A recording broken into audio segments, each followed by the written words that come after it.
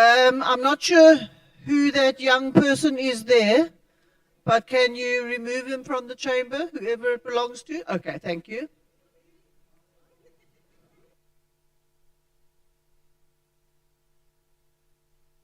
He can come back when he's a little bit older and qualified.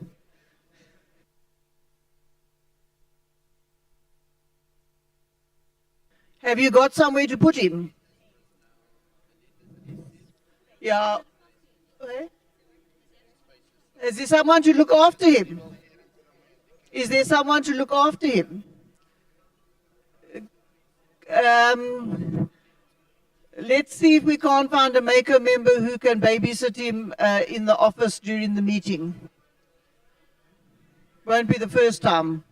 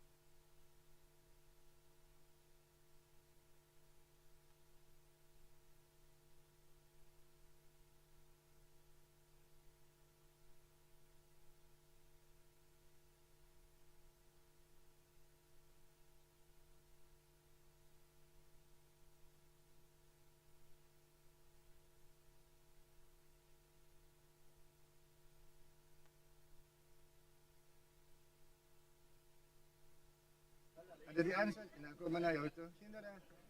Ada rin speak answer ako manayaw.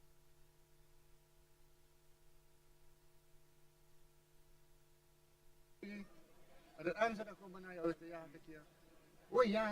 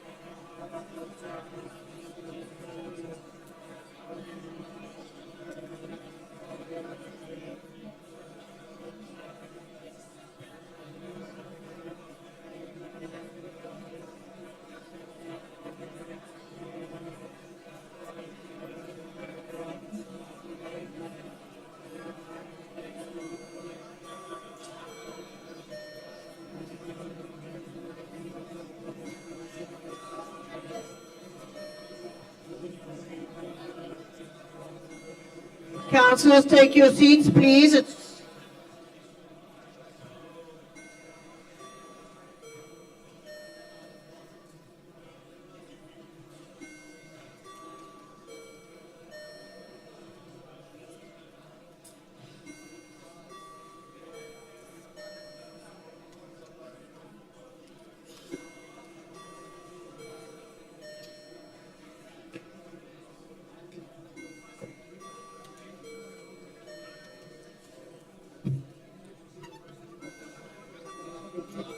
So,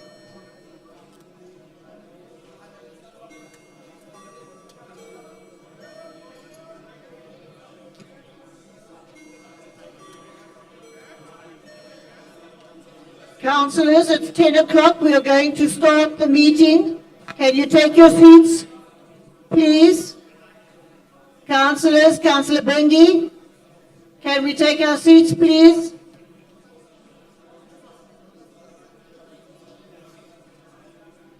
Councillors, I'd like to start the meeting.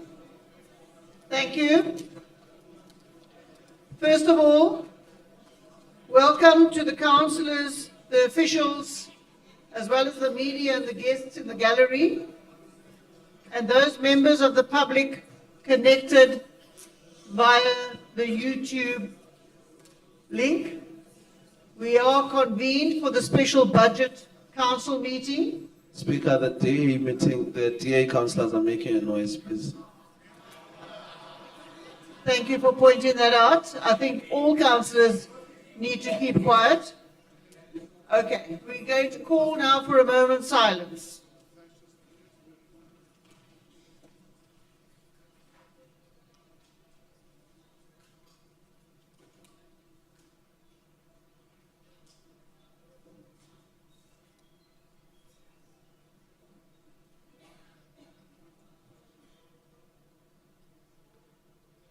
Thank you.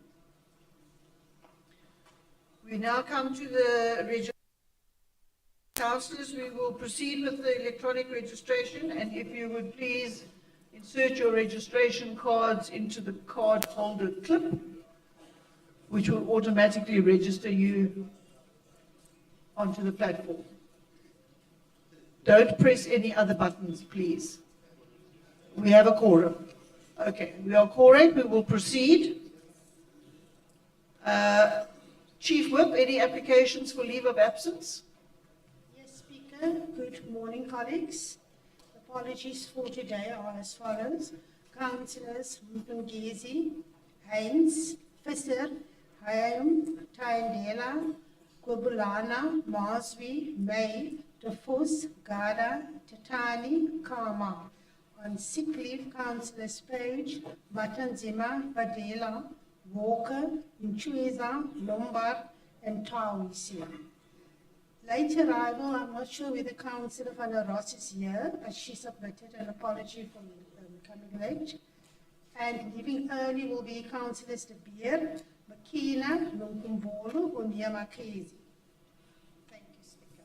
Thank you. Are there any other applications for leave of absence, Councillor Stevens? Thank you, Chief of Councillor Bahia is also on sick leave. He has submitted his leave to our WOP's office. And then Councillor Teresa Peter indicated that she's going to be late. Thank you, Speaker. Thank you. Councillor Steenberg? Morning, Speaker. Councillors Kai and Adenau, they are late, but they will arrive. Thank you. I think we do understand that the weather is not great and the traffic is a problem, but that's okay. Thank you. Councillors? Councillor? All right. We will now call on the Executive Mayor to deliver the budget address.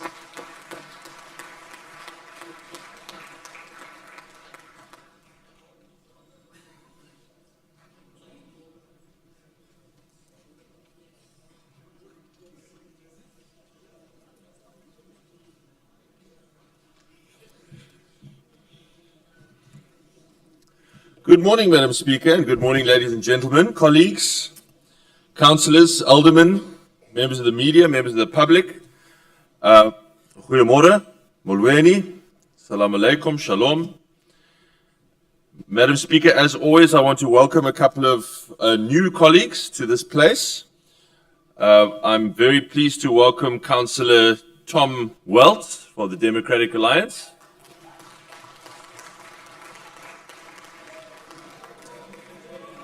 Councillor Lindiwe Bam for the EFF. She's on leave today, sir. It's a good start.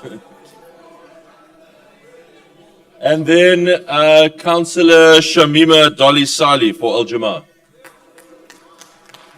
Welcome back. Welcome back, Councillor. I know this place is way better than Parliament, eh? That's why you're back. Way better. Madam Speaker, 4 years ago, we formed the city government on the back of a pledge to do more. In particular, to build Cape Town into a city of hope for all, and the beacon of hope for our country that we all know our mother city can be. Being a city of hope is a vision, but it is not a catchphrase. And we cannot achieve it by just kicking the can down the road. Not when our higher purpose is the enormous task of enabling job-creating economic growth that lifts people out of poverty and into work. We must do the right things now in laying the foundation for a city that is an even better place to be in future, even in the midst of the sad decline evident in so many other of our towns and cities in South Africa.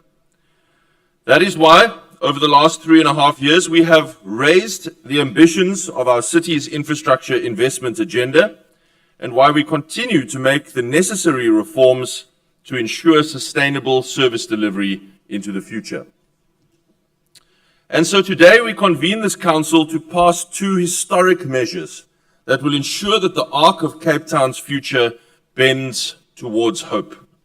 First, we are here to adopt the city's Invested in Hope budget, including a South African record 40 billion rand 3-year infrastructure program, essential tariff reforms for sustainable service delivery, and the country's widest social assistance net for struggling households and pensioners.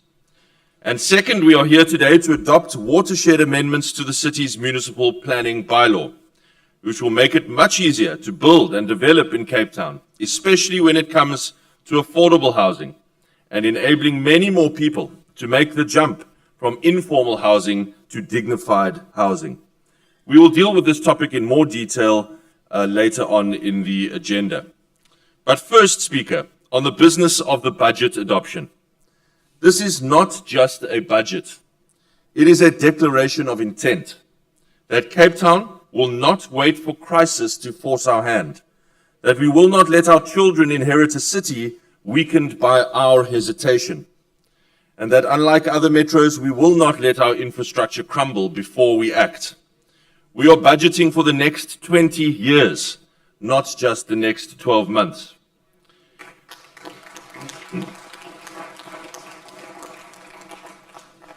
And yes, to do this, we've had to make difficult decisions, but they are the right decisions for a city that is determined to be a city of hope for all. I would like to express my and the city's gratitude to Cape Townians for the robust engagement that we have had on this Invested in Hope budget, which took place over 2 public participation periods well in excess of legislative requirements. As a city, we have had the opportunity to engage with one another in a meaningful public debate about the choices we face and what it will take to ensure that we remain South Africa's city of hope. We have affirmed the critical need to invest in much more infrastructure, and through a thorough public examination of our 40 billion rand 3-year capital budget, we have shown that there are no luxury or optional infrastructure projects. All of these are urgently needed. We have all seen the warning signs, colleagues, in our city infrastructure. Our infrastructure grid is sending us those warning signs. We can hear the creaking and the groaning of a system that is under strain. There are too many places in our city where sewage overflows are a daily norm. There are too many places in our city where it is still normal for children to play surrounded by waste. Let us never grow used to that or think that that is acceptable. It is not acceptable.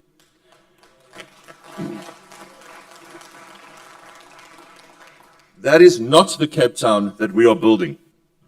The warning signs our city infrastructure is sending us are also a call to action. They are calling us and demanding of us that we act now, boldly and responsibly.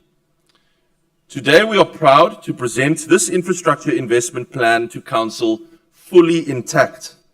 Through this budget process, we have not sacrificed a single of our capital projects, because we know it will ensure our growing city is an even better place to live in future.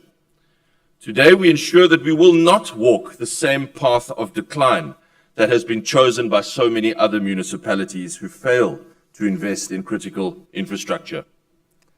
Our budget proudly includes South Africa's biggest public transport project at the moment, the new My City Southeast route, as well as multi-billion rand upgrades to our city's sewer, water, electricity, and road networks. This is backed by major investments in safety and cleaning, with the forthcoming deployment in the coming months of over 700 new Metro Police officers to the ground.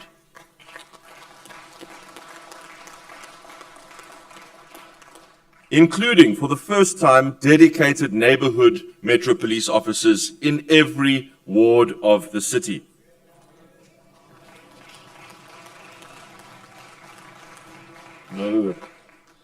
No applause for the ANC's ward councillors. And it includes ramped up visible community cleaning along our highways and in all of our CBDs, all of which will ensure our city is a more attractive and safer place for locals and visitors alike. Public engagement in this process has also resulted in meaningful changes from the initial draft that we tabled here in March, by significantly lowering the proposed citywide cleaning tariff and the fixed water charge. Because we do recognize that not everyone who owns a higher value property is necessarily wealthy or cash flush. As a direct result of this public feedback, we've been able to find innovative ways of further expanding Cape Town's social assistance net to even more households. And so, as you know, we have extended the first 450,000 rand rates-free benefit to all properties up to 7 million rand, and raised the pensioner support qualifying threshold, increasing this to 27,000 rand income monthly, up from 22,000 rand.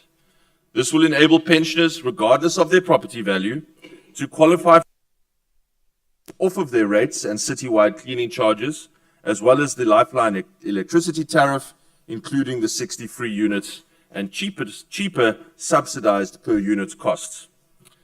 Speaker, there is one additional change which we tabled today as well, and that is even better news for pensioners. We have further improved our pensioner offer. It was already, now it is even better following the second round of public participation. We are increasing the 100% pensioner rebates from 7,500 rand in monthly income to 10,000 rand in monthly income.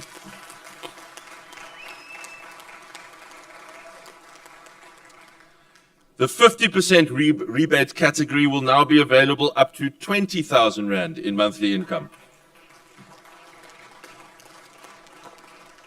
And discounts of 20% are available up to 24,000 rand in monthly income, and 10% up to the new maximum of 27,000 rand monthly income. And that is not all that is new in this final budget. We are also today including special debt write-off measures as an incentive for more households to enter payment arrangements. To be clear about this, Madam Speaker, debt write-offs are not handouts. They are incentives for to make a payment arrangement and to start from a clean slate and to begin making the necessary contributions to our city's running. So potential beneficiaries, potential measures may include pensioners and social grant recipients with debt that is older than a year, various types of civic and non-profit organizations with debt older than a year, indigent customers, residents of city rental stock and B&G housing, owners of properties up to 7 million rand or interest accumulating on them, those with outstanding debts on final accounts. Speaker, these are the... We've also elected to retain the electricity price relief and the cross-subsidization principles at the heart of the original budget draft in the form of fixed charges linked to property values. The only other alternative to property value determining your fixed contribution to infrastructure costs is for everyone to pay a flat charge regardless of whether you are low income or whether you are affluent. We must be clear that lower income and wealthy households cannot make equal contributions to infrastructure and fixed costs. It is not fair nor sustainable. And believe me, households at every level of property value do contribute their fair share within their means. So we have structured this budget to ask a little bit more from those who can afford it and to protect essential services for those who can't. Electricity price relief will see thousands of households pay less to consume electricity from the 1st of July. And likewise, getting rid of the former pipe levy based on pipe size and basing it now on property value means that all homes under 2.5 million rand will end up paying less for their fixed water charges now than they would have paid on the pipe system before. For commercial customers only, we have heard the points raised by major commercial property owners like SAPOA. The city will allow commercial customers more time to adapt to the phased-in introduction of the citywide cleaning tariff. Therefore, in the coming financial year, 25-26, commercial customers in particular will continue to contribute to funding the citywide cleaning service in the same way that they currently do, via a percentage of the electricity bill. Speaker, the revised budget will ensure that we not only protect households under 2.5 million rand, as this budget was indeed designed to do, but that we also bring meaningful relief to homes in values above that. This picture looks even better for newly qualifying pensioner rebate beneficiaries. In final summary, this budget ensures that 97% of ratepayers will not experience the 20% plus increases in monthly bills that we have heard so much about. And virtually no one in our city will experience a 30% increase on any reasonable household consumption scenario. In the 3% of cases where this year's tariff reforms may lead to an unusually steep increase, those 3% of cases all relate to homes of very high value with very low electricity and water usage well below the citywide average. This is likely due to those houses having large solar or borehole investments. In other words, those are exactly the customers who we would like to encourage to sell as much of their excess solar power that they can generate back to us so that we can exchange it for municipal bill credits and even cash if they would like, if their bill reaches zero. It is also worth noting that this budget achieves all of this, all that it does, while still maintaining the lowest municipal bills of all 8 South African metros.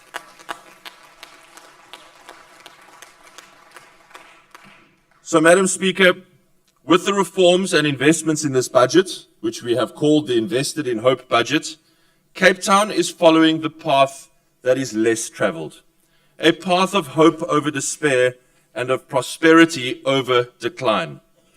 Even if we walk it alone, we know that in adopting this budget today, we are doing the right thing for a better future, that we will be a government that fixed, not one that failed, and that through our decisions here, Cape Town will shine as a city of hope for all, a place where more people are lifted out of poverty by the rising tide of investment and opportunity, and a city with its best days firmly ahead of it. Thank you very much.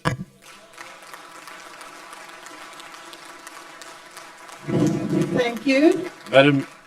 Madam Speaker, I must say the formal words. It's my pleasure to table the budget.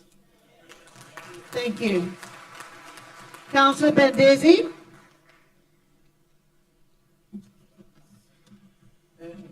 Thank you, Speaker. The budget we table today builds on the significant progress we've made since the start of this term. With the fourth budget of this administration, we are fully invested in hope and more committed than ever to our vision of building a city of hope for all. Speaker, we don't mean build in a figurative sense only.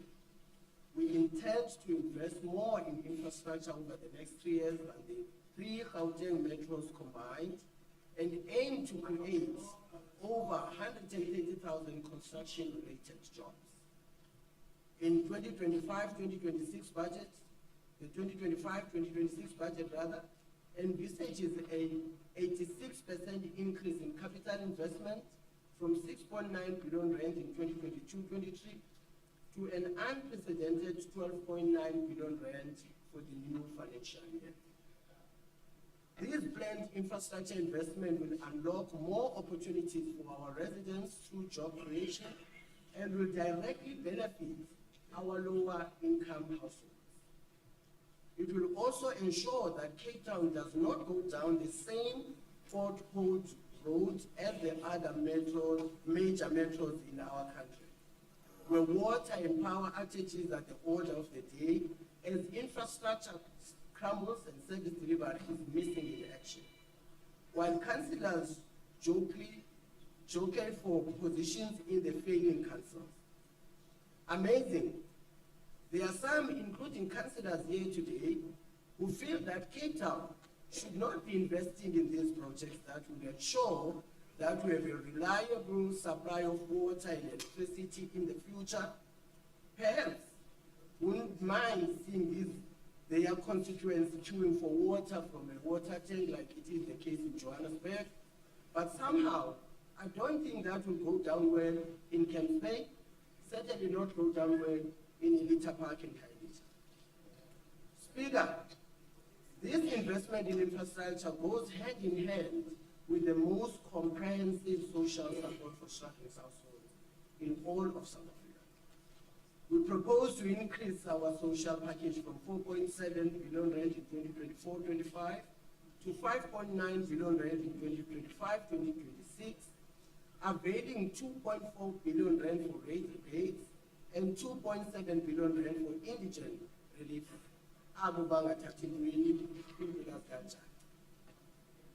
We have listened to our ratepayers' concerns around affordability, and we have extended the relief net even wider to more homes.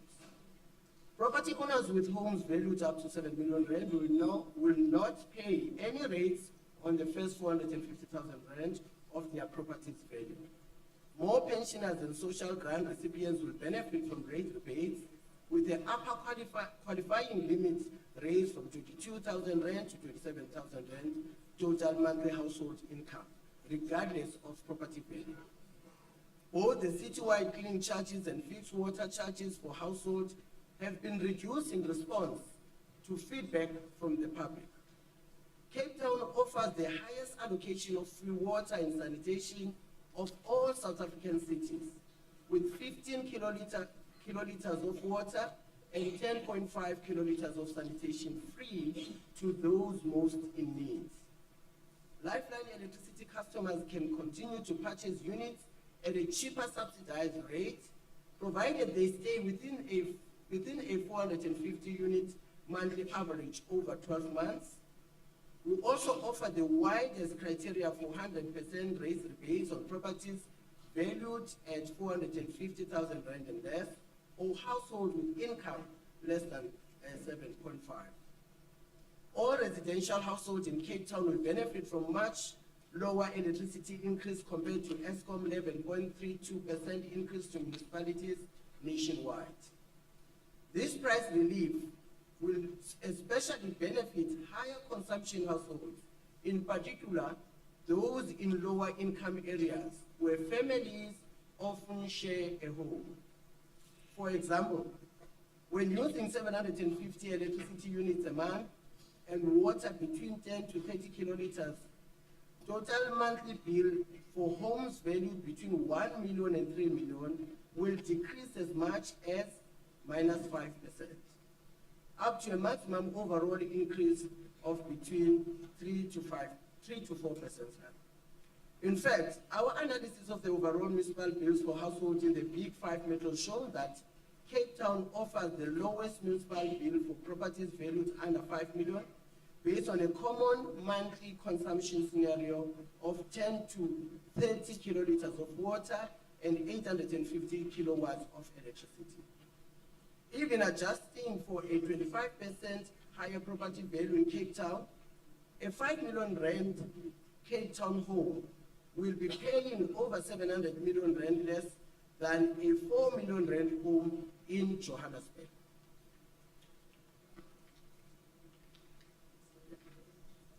And based on the rate in a rand, a statutory formula used by municipalities to calculate property rates, Cape Town residents pay the lowest property rates of South Africa's metro for commercial, industrial, and residential properties. Johannesburg is 42% higher for commercial and industrial property rates and 33% higher for residential property rates. Speaker, we are easing the financial burden on our residents and investing significantly more in infrastructure over coming years than any other metro. This despite having to step in when national government falls short. For example, we are investing an all-time record of 7 billion rand in safety and security in 25-26 financial year. This is necessary because SAPs in our city and province are underfunded and demoralized due to entrenched systematic failures at a national government level. The same applies to energy security and sustainable water and sanitation. We are investing over 5 billion rand in electricity grid upgrades and maintenance over the next few years in order to reduce dependence on ESCOM. 16.5 billion rand will be invested in the water and sanitation capital budget over the medium term to repair and replace infrastructure and bolster our future water security. Cape Town managed to pull back from the brink of disaster and avoid day zero back in 2018. We are determined never to be in that situation again. Councillor Bengi, I'm naming you now for the first time. You're interrupting the meeting. If you want to talk to yourself, do so quietly. Thank you, Councillor. You may continue. Particularly as we are now seeing in other municipalities what it looked like when the tap ran dry and there is no plan, no funding, no expertise to reverse the decline. In fact, the water mafia takes over. Speaker, in conclusion, we are tabling a fully funded budget that proposes not only an ambitious infrastructure investment plan, but also the most comprehensive social package in the country. We are able to do so because we have the trust of our ratepayers, which is based on their confidence in our well-run administration. We have also shown that we listen to the concerns of our citizens, and this budget has been carefully calibrated to ensure both affordability to ratepayers and the long-term sustainability of service delivery in our city of Hope. I would like to thank everyone throughout the administration who has contributed towards this budget. In particular, I wish to acknowledge the dedication and hard work of the officials in our budget department. The many hours and exceptional care you have put into finishing this budget is greatly appreciated. Speaker, I therefore move that Council approve and adopt this budget. But before, Speaker, I've got a proposed recommendation as well that has been submitted to you. So can I also propose that therefore that recommendation is also approved? approved. And, Are you reading it out? yes, I may. Council notes, I, Councillor Siseko Mbandezi, hereby propose the following amendment to the recommendation of the above item as reflected on page 6 of the council agenda. That council notes that at 26 June, the city has to date not receive a formal decision from National Energy Regulator of South Africa, known as NERSA, regarding its tariff application for 25-26 financial year, despite the obligation of local government to have a budget in place before the 1st of July. The city is hereby authorized to charge its electricity consumers in the 25-26 year whatever tariff the city may be informed formally by NERSA that it has approved for that year, as well as a surcharge on each such tariff equal to the difference between the NERSA approved tariff and the amount in respect of that tariff category advertised in the city's draft budget. Each sum amount shall comprise the sum of the relevant NERSA approved tariff and relevant surcharge. The recommendation has been proposed by myself and seconded by Alderman Santiago. Thank you. If you can send that signed version up. Thank you. We will move on to the next speaker, Councillor Miller. Speaker, on a point of order, Councillor. Speaker. I'm rising on a point of clarity here. Section 15 and 16 of the Municipal Finance Management Act prescribes that the council or the budget should be presented in full in council before adoption or any discussion. Now I'm hearing the MECO member is speaking about recommendations that are not presented in front of us on this budget. Can you roll on that, Speaker? We will deal with that when we get to the vote. Can we roll on that? Because the budget is not It will entire. be presented. It will be It's a presented. null and void document. It's a null and void document. Councillors, please. We can't be discussing Councillors, I have ruled. Thank you, Councillor. It must be on the document. Councillor Miller. Thank you, Speaker. Mr. Mayor, 96% of the public participation process voted against this budget. If we pass this new budget today, this may be the worst budget that the residents and taxpayers of Cape Town may ever have had to cope with. On a point of order, sir. Councillors, will you please quieten Point of down? order, sir. Sir. Will you quieten down and give the councillor the respect On a point of order, as a sir. speaker? Speaker. We are not going to enter we are in a debate. There's no point of clarity. The councillor will speak. Speaker. I have ruled. Councillor, continue. Speaker. Speaker. You must apologize, Speaker. It is incorrect, Speaker. Speaker. Speaker. You must first apologize. Speaker. We've been labeled by that gentleman over there. Councillors, I am the chairman of the meeting. I will just have ruled. Councillor Stevens, can you ask your councillors to come to order? We will deal with that later.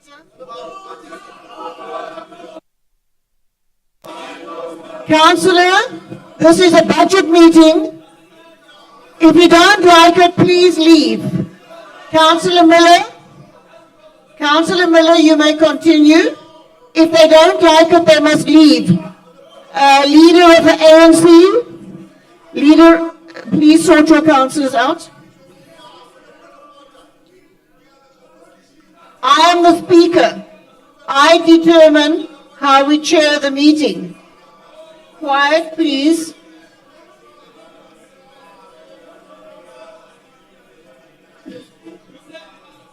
Councillors, please listen to your whip and your leader. Councillors, thank you. Councillor Miller, continue. I will start again. Speaker, how do you know what you are going to raise? Are you a sangoma? Who is that? Speaker, how do you know what you are going to raise? Councillor, I don't care what you're going to raise because we're busy in a debate. You listen to your leader and your whip. Thank you, Councillor Miller.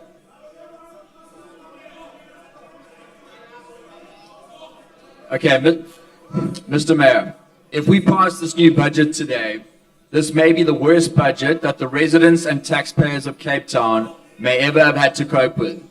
There is a saying that says you can rearrange the deck chairs on the Titanic, but we all know what happened to the Titanic. The amendments to last month's disastrous budget is simply chairs around the Titanic. These wild increases in rates and taxes that Cape Town residents are going to have to start paying from next week onwards is going to destroy the lives of many Cape Town families, households, and taxpayers.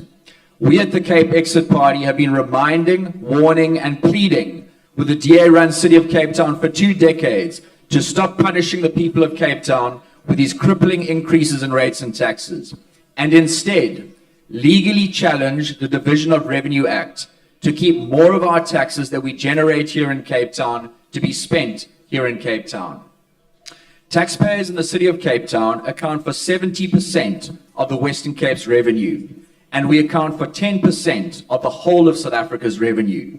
What this means, according to the latest numbers in the Division of Revenue, is that Cape Town paid the DA and ANC-controlled Government of National Unity a total of 230 billion rand this year. The DA and ANC-controlled national government gave us back here in Cape Town a mere 4.7 billion rand. Let me repeat that. Cape Town paid 230 billion rand, and we got back just under 5 billion rand. This means we are losing direct access to 225 billion rand of our own taxes. The City of Cape Town's expenditure this year was 64 billion rand, which means that in addition to the 230 billion rand in taxes that Cape Town residents already pay to the national government, a further 59 billion was burdened on top of the ratepayers of Cape Town to account for the city's budget of 64 billion rand this year. Due to the elephant in the room, which is the city's highly questionable rapid increases in property valuations, the new budget has a projected expenditure for next year of 71 billion. This is an additional 7 billion rand on top of the 59 billion rand that Cape Town ratepayers paid this year, or in other words, a net increase of 12%. If the City of Cape Town kept just 3% more of the taxes it pays to national government, you, Mayor, would be able to announce that this year there would be a 0 increase in rates and taxes and still roll out your entire social welfare program without losing 1 cent. I will repeat, if we kept just 3% of what we already pay to the national government, we could do this with 0 increases to Cape Town ratepayers. The next question is, why are these rates and taxes so high? You gave us the answer last time, Mr. Mayor. The reason these rates and taxes are so high is to pay for free or subsidized services to the indigent and poor. Now, this wouldn't be a problem if we were trying to uplift a fixed number of indigent and poor, but we are not. We are trying to subsidize an ever-increasing population size that has exploded over the last 2 decades due to economic migration from other provinces. In 2014, we had 285,000 people living in informal settlements. Years later, today, we have over 1.5 million. As we saw in the recent documentary called Stolen Ground, in which Tygerberg Racetrack was taken over, illegal land invaders are being subsidized and rewarded to take over private land in order to be given first choice in the allocation of new houses over local residents on the housing list. My question to you, Mayor, is with unemployment in Cape Town at 20%, unemployment in the Cape Flats at 30%, with 350,000 people already backlogged on the housing list, with 1.5 million people now living in informal settlements and over 1.6 million already living on welfare grants, how can an already overburdened Cape Town afford to pass a budget that subsidizes more of this? Thank you. Councillor Mokongwana.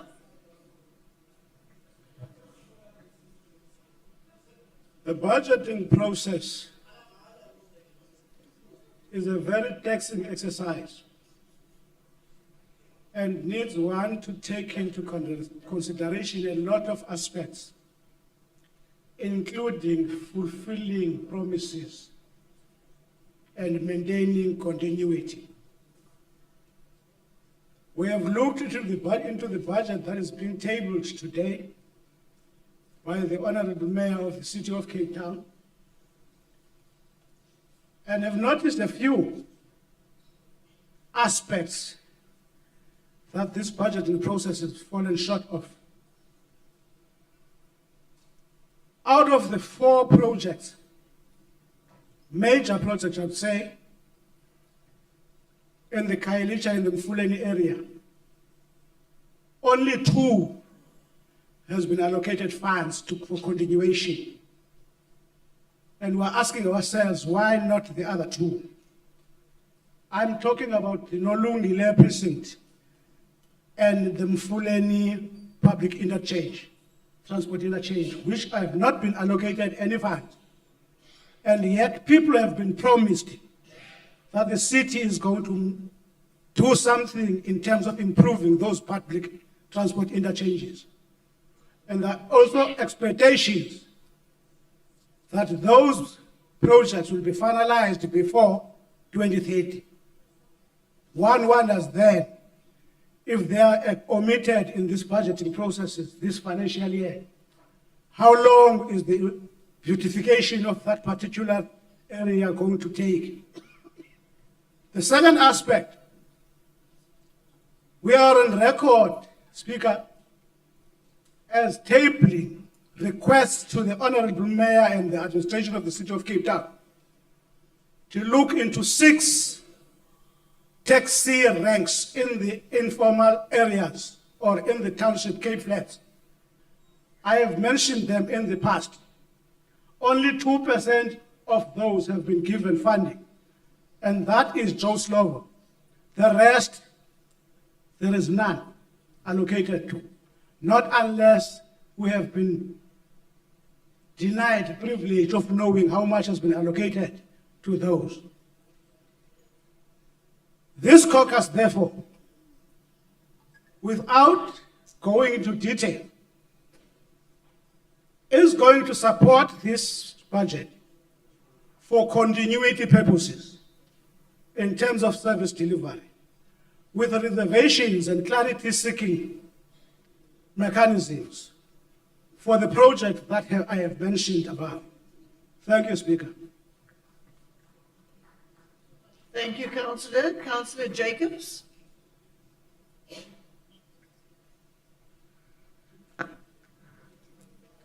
Good morning, Honourable Speaker, fellow councillors. In spite of the city's softening measures, 4 fixed charges still remain. The link to property values still remain. And this budget is still far above inflation. OPEX is up by 10%, CAPEX by 21%. That's egregiously higher than inflation and deeply concerning. Speaker, a significant portion of affected ratepayers are elderly residents, retired, unsubsidized, and living on fixed incomes. Many bought their homes decades ago, long before property values soared. These ratepayers have installed solar panels, conserved water, and reduced waste. Yet it seems they are penalized for smart living rather than rewarded. This budget also raises serious constitutional concerns. Section 229 of the Constitution empowers municipalities to charge for service rendered, not to impose new forms of taxation outside of national legislation. But here, fixed charges are linked to property ownership, not actual service use. That's not a fee, it's a disguised tax. Municipalities exist to deliver services lawfully, transparently, and cost-effectively. But a fixed charge unrelated to usage oversteps that mandate and departs from its proper function. Speaker, the city would do well to recall that South African courts have ruled municipal charges unlawful, particularly where no service is delivered.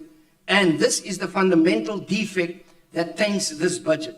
This budget erodes public trust, especially among those ratepayers who have historically maintained their properties, paid diligently, and formed the financial backbone of loyalty regard.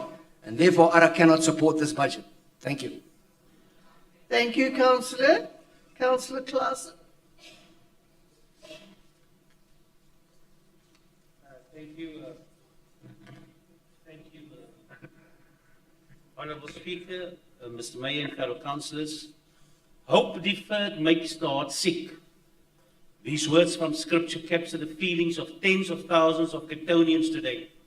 People whose trust is in this administration has been betrayed by what is being called a budget of hope. But hope, true hope, cannot live where hardships is manufactured. Let the record reflect. More than 14,300 formal objections were submitted to this budget, the highest ever received in history. And according to the city's own report, 87% of all this public engagements were negative. This is not a small number, Speaker. This is a cry. It's a warning, a signal that the people of Cape Town are feeling unheard, unseen, and overburdened. And yet, here we are, faced with a budget that raises fixed charges on households already battling rising the cost of living and the post-COVID effects. This budget punishes the very people who have kept the city running, those who pay their accounts not because they can always afford to, but because they believe in doing the right thing. And how does this reward them? With new service fees, increased tariffs, and a deafening refusal to listen. Let us talk about the so-called citywide cleaning tariff. This is not user-based fee. It's an additional monthly charge imposed without meaningful consultation and levied against property values, not service usage. A homeowner still paying off their bond and feeding a family will now pay much more per month. Add the increased water, sanitation, electricity fixed fees, and you're looking at hundreds more per month before a single drop of kilowatt electricity is used. Mr. Mayor, this budget is not hopeful, but it's harmful.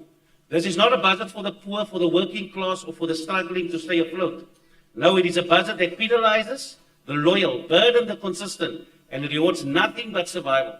This is not a budget of hope, it's a budget of harm, and the people see through it. We demand that this budget be withdrawn and restructured from the ground up with fairness and honesty, and with the ratepayer at the center. Thank you. Thank you, Councillor Minor. Councillors. Good morning, Speaker. The reality behind the IDP. Madam Speaker, the NCC supports the IDP. It's the voice of our people, with concerns for futuristic improvements. We have read the documents, we have heard the promises, we have attended the IDP meetings, where words like inclusion, resilience, and spatial justice are repeated again and again. But today I'm here to tell the truth. The integrated development plan may sound good on paper, but on the ground here in our communities, we are not feeling it. They talk about development, we love the reality of displacement. The IDP says that thousands of houses have been delivered, but what it doesn't say is how many people were moved away from their families, far from work, far from schools. It doesn't say how many people are still living in leaking shacks, backyard dwellings, or overcrowded flats. In our areas, from Lavender Hill to Blue Downs, from Lentegeur to Delft, we are still waiting, and the waiting feels like a lifetime. They speak of safety, but we live in fear. The IDP has pages about disaster response, but not enough about real safety. Our children are being robbed of their childhoods by bullets and gang recruitment. We don't just want cameras and fences. We want opportunities. We want youth centers. We want visible policing and community-led safety programs. They promise job creation, but give us only short-term hope. The city says its infrastructure plan will create over 100,000 jobs. But how many of those jobs will reach our youth in Woodlands or in Holbrook Park? How many of those will last beyond the contract? How many are being taken by outsiders while other young people sit at home, losing hope? We want skills, sustainability, and fair access, not just the dear-led political announcements. They say we were consulted, but we were ignored. They tick the box of public participation, but our input disappears. Our comments never show up in the final plan. When we ask questions, they give us excuses. When we raise our voices, they silence us. The truth is, this process is not for us. It's around us. That's not participation, that is manipulation. Our message to this dear-led municipality: stop hiding behind fancy words, start talking and working with the people. We demand that the IDP includes a clear and transparent housing plan with timelines and locations. We just that they provide dignified housing, and yet we know of one woman sitting in Beacon Valley in Judo Street still with cracked walls because the insurance doesn't want to pay out and the city doesn't want to help her. Set aside funding for safety beyond disaster response. We set aside money for a safety budget. Councillor McKenzie, I'm naming you for the first time. We set aside money for safety But does it include social workers? Does it really? What is the consequences if the law enforcement and this Metro Police doesn't come to our wards? What if that does not materialize? What will then happen? When will it provide real employment opportunities for Cape Flats youth? Not just temporary EPWP jobs. When are we going to honor the public input with real follow-up, feedback and change? We are not against the process. We are against being left behind. We are not here to beg, we are here to build. But we cannot build when our truth is hidden in our voices are silenced. The IDP must reflect the real struggles and hopes of the Cape Flats, not just the dreams of developers, not just the language of politicians. As the NCC, we are ready to be part of the solution, but only if the city is ready and truly there to listen. Thank you. Thank you. Councillor Jansen van Vuren, Freedom Front Plus.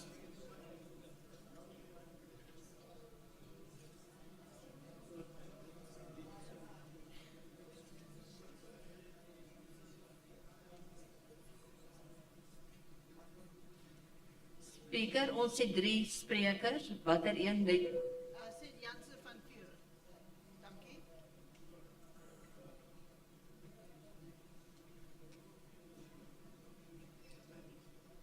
My apologies, Speaker. Goeiemôre, Speaker. Die stad Kaapstad het, soos ons almal weet, amper 5 miljoen inwoners. 'n Syfer wat groei by die dag en so ook die uitdagings wat ons my stad in die gesig staar. 5 miljoen inwoners het 231 raadslede wat hulle op hierdie stadsraad verteenwoordig. Of veronderstel is om te doen. Wanneer ons na die stad Kaapstad se begroting kyk, hel hierdie begroting drasties oor na 'n sekere groep mense en die belange van ander word oor die hoof gesien. Dit is 'n skreiende skande, Speaker. En die Vryheidsfront Plus stem nie hiermee saam. 'n Skamele 2% van die opmerkings oor die aangepaste begroting ontvang was positief. Net 2%. My hart bloei vir die belastingbetalers wat steeds negatief geraak word deur hierdie aangepaste begroting en die las moet dra van inwoners wat net eenvoudig nie bydra. Dieselfde inwoners wat verwag dienste moet verniet aan hulle op beskikking word oorhandig word wanneer hulle eenvoudig optree buite die wet en infrastruktuur beskadig en stad Kaapstad se belastingbetalers moet baastaan. Baie dankie. Dankie.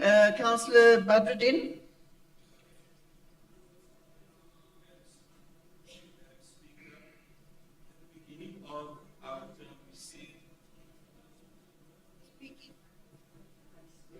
Okay.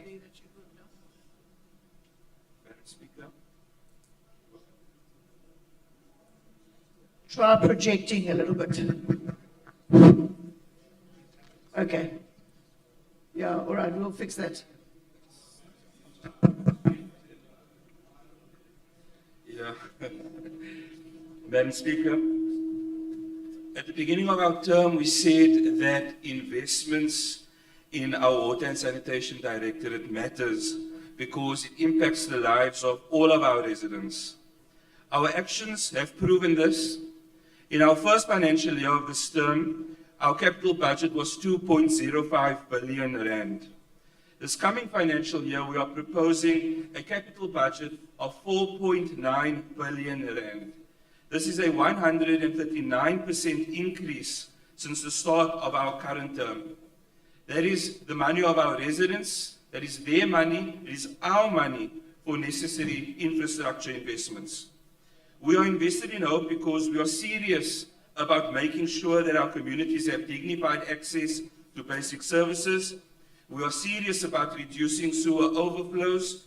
We are serious about ramping up water and sewer pipe replacements. And we are serious about showing the rest of South Africa why we are the best run municipality and why every single resident should vote for the DA. Because residents can trust will spend their hard-earned money honestly, transparently on projects delivered on time.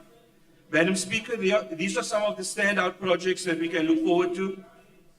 The largest component of our investment is 1.81 billion rand for the expansion and upgrades of wastewater treatment works across our city. These include the Potsdam extension, 895 million rand, the Macassar extension, 463 million rand, Westfleet aeration and blower replacement 151 million rand, and the marine outfalls 40 million rand. Our new water program is our commitment to all of our residents that our taps will never run dry. In line with our water strategy, we are making these commitments now. 443 million rand will go towards our Cape Flats aquifer in Hanover Park, Strandfontein, Philippi. Sustainable and responsible groundwater abstraction. Our sewer network, we will continue to upgrade our sanitation and pump stations across the city. 325 million rand set aside for sewer pipe replacements, 196 million rand for pump station upgrades. The Cape Flats bulk sewer rehabilitation project will receive 190 million rand, and our Trappies sewer pipeline in the Heidelberg region will receive 120 million rand. Madam Speaker, we will also continue to replace our water infrastructure. 239 million rand set aside for water pipe replacements, 5 million rand for reservoir and other water project upgrades. But at the same time, we will also make contribution towards climate resilience and our environment. Our mayor has been very clear. He is committed the city to cleaning up our waterways and transforming them into a space for all to enjoy. And this is what we are doing. 31 million rand will be set aside for livable urban waterways. This includes the Kaiser's River, Westlake, Sun, Langevlei River, Vygikraal River, as well as the Menenberg waterways. Salaris Pass River upgrade currently underway will receive another 102 million rand, and ongoing flood alleviation across our city will receive 2 million rand. But Madam Speaker, at the same time, there are so many of our residents that find themselves in trying circumstances. It is our responsibility as a caring government to ensure that residents in informal settlements have access to dignified basic services. This does mean that we will continue our expenditure, and this coming financial year will spend 39 million rand to continue our mission to provide dignified water and sanitation services to these our most vulnerable residents. Madam Speaker, we need only look at our neighboring metros to understand why these investments are crucial now. The eThekwini municipality faces what their own annual audit report calls dire sanitation conditions requiring immediate attention from the highest spheres.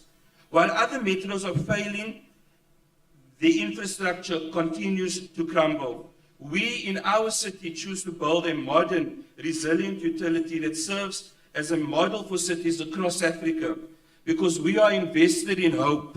Our investment is deliberate to ensure that our residents never face the service delivery failures experienced elsewhere. Madam Speaker, this budget represents a choice. The choice to lead rather than to follow, to invest rather than to defer, to build now rather than to delay. While other metros collapse under mismanagement, we choose to invest 4.9 billion rand in infrastructure that works. The DA delivers for all of our residents. While other failing metros make excuses, we make investments. While they fail their residents, we are securing Cape Town's water future. Thank you, Madam Speaker. Thank you. Councillor Akwat in Akwat. Thank you. Good morning. Assalamu alaikum. On behalf of Al Jamaa and its constituents, I rise today not just in opposition to the city's 25-26 budget, but in defense of fairness, transparency, and the people of Cape Town who are being failed by this DA-led administration that talks about good governance while doing the opposite. Tariff hikes that outpace inflation. Let's start with the basics. Inflation is sitting around 2.7%. Yet this budget proposes increases that goes far beyond that.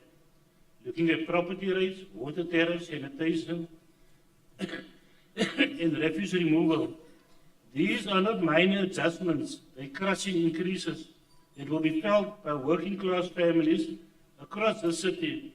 It's unacceptable that amid the cost of living crisis, the city's solution is to take even more liberty from its residents. The DA hypocrisy. The DA claims to be a champion of lower taxes and sound financial management. But this budget tells a completely different story. They're implementing tariff increases well above inflation, and at the same time it reduces new levies and shifting to a regressive system of property-based charges. How is this consistent with their so-called liberal values or concern for the ratepayers? The DA is very quick to publicly criticize other governments for so-called reckless spending and squeezing the middle class, but here in Cape Town they're doing exactly that. And if you're able to identify it within others, then surely some reflection is needed here. An unlawful and unfair cleaning levy. The proposed citywide cleaning levy calculated on your property value is not just unfair, it may be unlawful. Residents are already paying for cleaning services through their rates. This double dipping is nothing short of a backdoor tax, implemented without the necessary the Municipal Fiscal Powers and Functions Act. It is most outrageous that homeowners, regardless of their income, are expected to fund this scheme while the city pretends it's just another service charge. Punishing people for owning our property. The city is also pushing for water and sanitation charges to be based on property value instead of actual usage. This means residents will be punished not for how much they use, but simply for owning homes in the areas with higher property values. It doesn't matter if you live alone or use the bare minimum, your bill goes up. Because the DA thinks your address equals your income. Are we considering the unemployment rate? How about homeowners who have inherited properties from their past on loved ones and cannot even afford the winding up process or to transfer the property onto their names? Are you really, truly, genuinely gifting them with even more financial baggage? This is just another sneaky attempt to impose a wealth tax without calling it one, to further the gentrification of Buka. The DA really wants to make Cape Town the next Israel. We do not all live by your blue and white values. Most of us have diverse color and culture and refuse to abide by your method of disparity. The DA claims electricity tariffs are only increasing by 2%. What they don't disclose is that this figure hides massive increases for certain groups, such as the large users, will pay up to 60% more, while others get slight decreases. Large users are often households with multiple families trying to make ends meet. We must constantly ask ourselves, who are we serving? Because the South African community deserves so much better. Speaker, this takes me back to the 7 P's. Proper prior planning prevents poor, pathetic performance. Let it be noted that Al-Jama do not support this budget. I submit. Thank you. Councillor Adenal. Good morning, Madam Speaker, colleagues. Madam Speaker, we as the Patriotic Alliance welcome, and we will always welcome extra policing to stop crime. But the question is, where will these 700 law enforcement officers be deployed to? Because if these new officers will be equally split up into the 116 wards currently in our city, then it will not make any sense, Madam Speaker. Because areas such as Constantia, Bishop's Court, Camps Bay, including the area where the Mako member of Safety and Security live. Just to mention a few of those well-off areas who have their own private security, while the actual need for more policing is on the Cape Flats and areas such as Khayelitsha, Gugulethu, Philippi, Samora Machel, just to mention a few areas where our people do not even know if they will live another day, Madam Speaker. Speaker, we have reviewed the budget speech by the Mayor in Section 3 and the related recommendations as per SPC 3 to SPC 6. Mr. Mayor, this is not a pro-poor budget. It is a political, safe budget to protect the privileged. In SPC 3, you speak of changes to the IDP, but what real changes is there for communities such as Bonteheuwel, Khayelitsha, Westbank, Mayoral, Mitchells Plain, Delft, and the rest of our marginalized areas in the city of Cape Town governed by your Democratic Alliance, Mr. Mayor. The city also refuses to list areas without basic services, while you say it is for legal reasons, but we say it is because you don't want to act, Mr. Mayor. Madam Speaker, in SPC 4, the city claims that there are no new public needs. That is also a lie, Madam Speaker, because our people are still living in shacks, still waiting for toilets, still afraid to walk the streets because best run city led by your Democratic Alliance increases every single day since your Democratic Alliance took office in the year 2006. Mr. Mayor, while your Democratic Alliance portrayed to the world out there that this is the best run city, the question is, run for who, Mr. Mayor? In SPC 5, we see a budget that reduces financial targets, lowers service standards, and cut ambitions. Load shedding mitigation is down, safety targets are reduced, but the cost to our residents goes up. Speaker, there is more money for rooftop panels, solar panels in Constantia, but not for toilets in Kosovo or housing for Mitchell's Plain. Mr. Mayor, in SPC 6, you present a time schedule with no urgency, which means that there is no political will to bring changes faster to our people. Mr. Mayor, you talk about drones, cameras, and clean audits. We as the Patriotic Alliance talk about hunger, crime, broken taps, sewer water running in our streets, and our unemployed youth, just to mention a few, Mr. Mayor. Madam Speaker, this budget protects the comfortable and punishes the poor. Councillor van der Rede, I'm naming you for the treasury first time. rules, but foil moral ones, while we as council are expected every single month to agree with the wasteful expenditure impact reports, yet you preach clean audits and good governance, while your DA punish our people with higher tariffs to make up for the money either wasted, stolen, or used for your DA political campaigns. Speaker, we as the Patriotic Alliance reject this budget because we stand with the people, which the DA-led City of Cape Town government refuses to stand with, which your DA do not care about our people, but rather about the votes of our people to stay in power and call our people, and I call our people out to punish this DA-led City of Cape Town government come 2026 local government elections of Mossel Bay Ward 9 yesterday, because this DA-led City of has used our people for voting for this for too long, because die DA as vrek, sleg en ons baie nie. Salute. Thank you. Thank you, Councillor Jacobs, please. Dembuza. No, thank you very much, Speaker.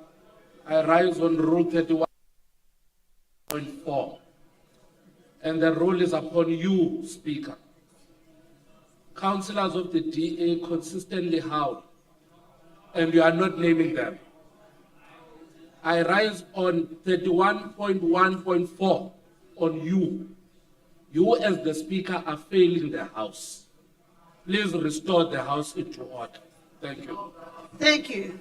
Councillor, you must please pay attention. I've now named 2 DA councillors, but all right, then bring it to my attention, but in a dignified way. Councillor Jacobs, please. Councillor Jacobs. I will deal with it, Councillor Jacobs. Is there a Councillor Jacobs there? All right, you may speak. Speaker, los die parliamentariëteit alsjeblieft. Speaker, the NCC rejects this budget. This budget is not about growth and hope, but rather a budget of lies.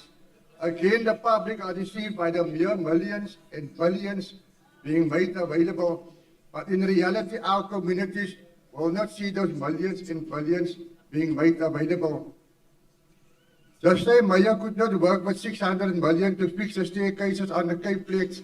How will he be able to work with more than the 600 million and the mere mention of billions? The DA speaks about the billions being spent on aquifers, but the Cape Flats residents, our seniors, are without water, Madam Speaker. The DA speaks about millions and billions being spent on solar farms, but our very same seniors on the Cape Flats are without electricity because they cannot afford it. Again, we gather here today, Speaker, to decide what is best for the people of Cape Town. And when we say the people of Cape Town, we say all people of Cape Town, not just a few. This budget is set to create more poverty. Councillor Satarin, withdraw that, please. Speaker, you need to call Councillor Satarin. Councillor Satarin. She just raised the middle finger. Councillor Satarin, I'm warning you, you either withdraw it, then we will deal with it in a disciplinary. Don't throw your middle finger at anybody. Councillor Jacobs. Councillor Jacobs, continue, please.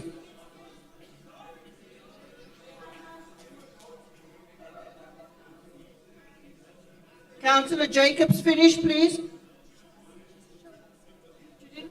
Speaker. We'll deal with it at a disciplinary process. Speaker, reality check. While we are still struggling to put food on the table, the city wants to increase our rent. At first, they wanted to raise council rental fees, but decided to delay it.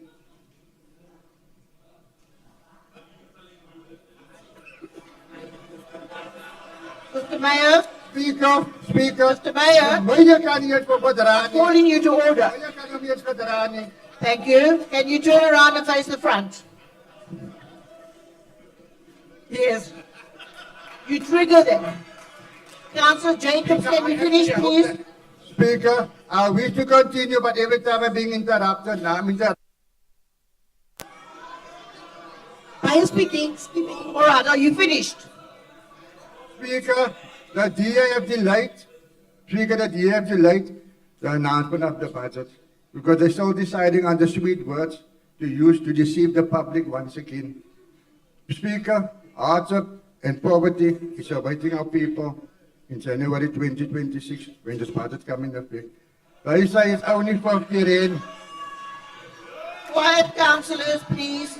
They don't understand. Councillors. Councillors, please.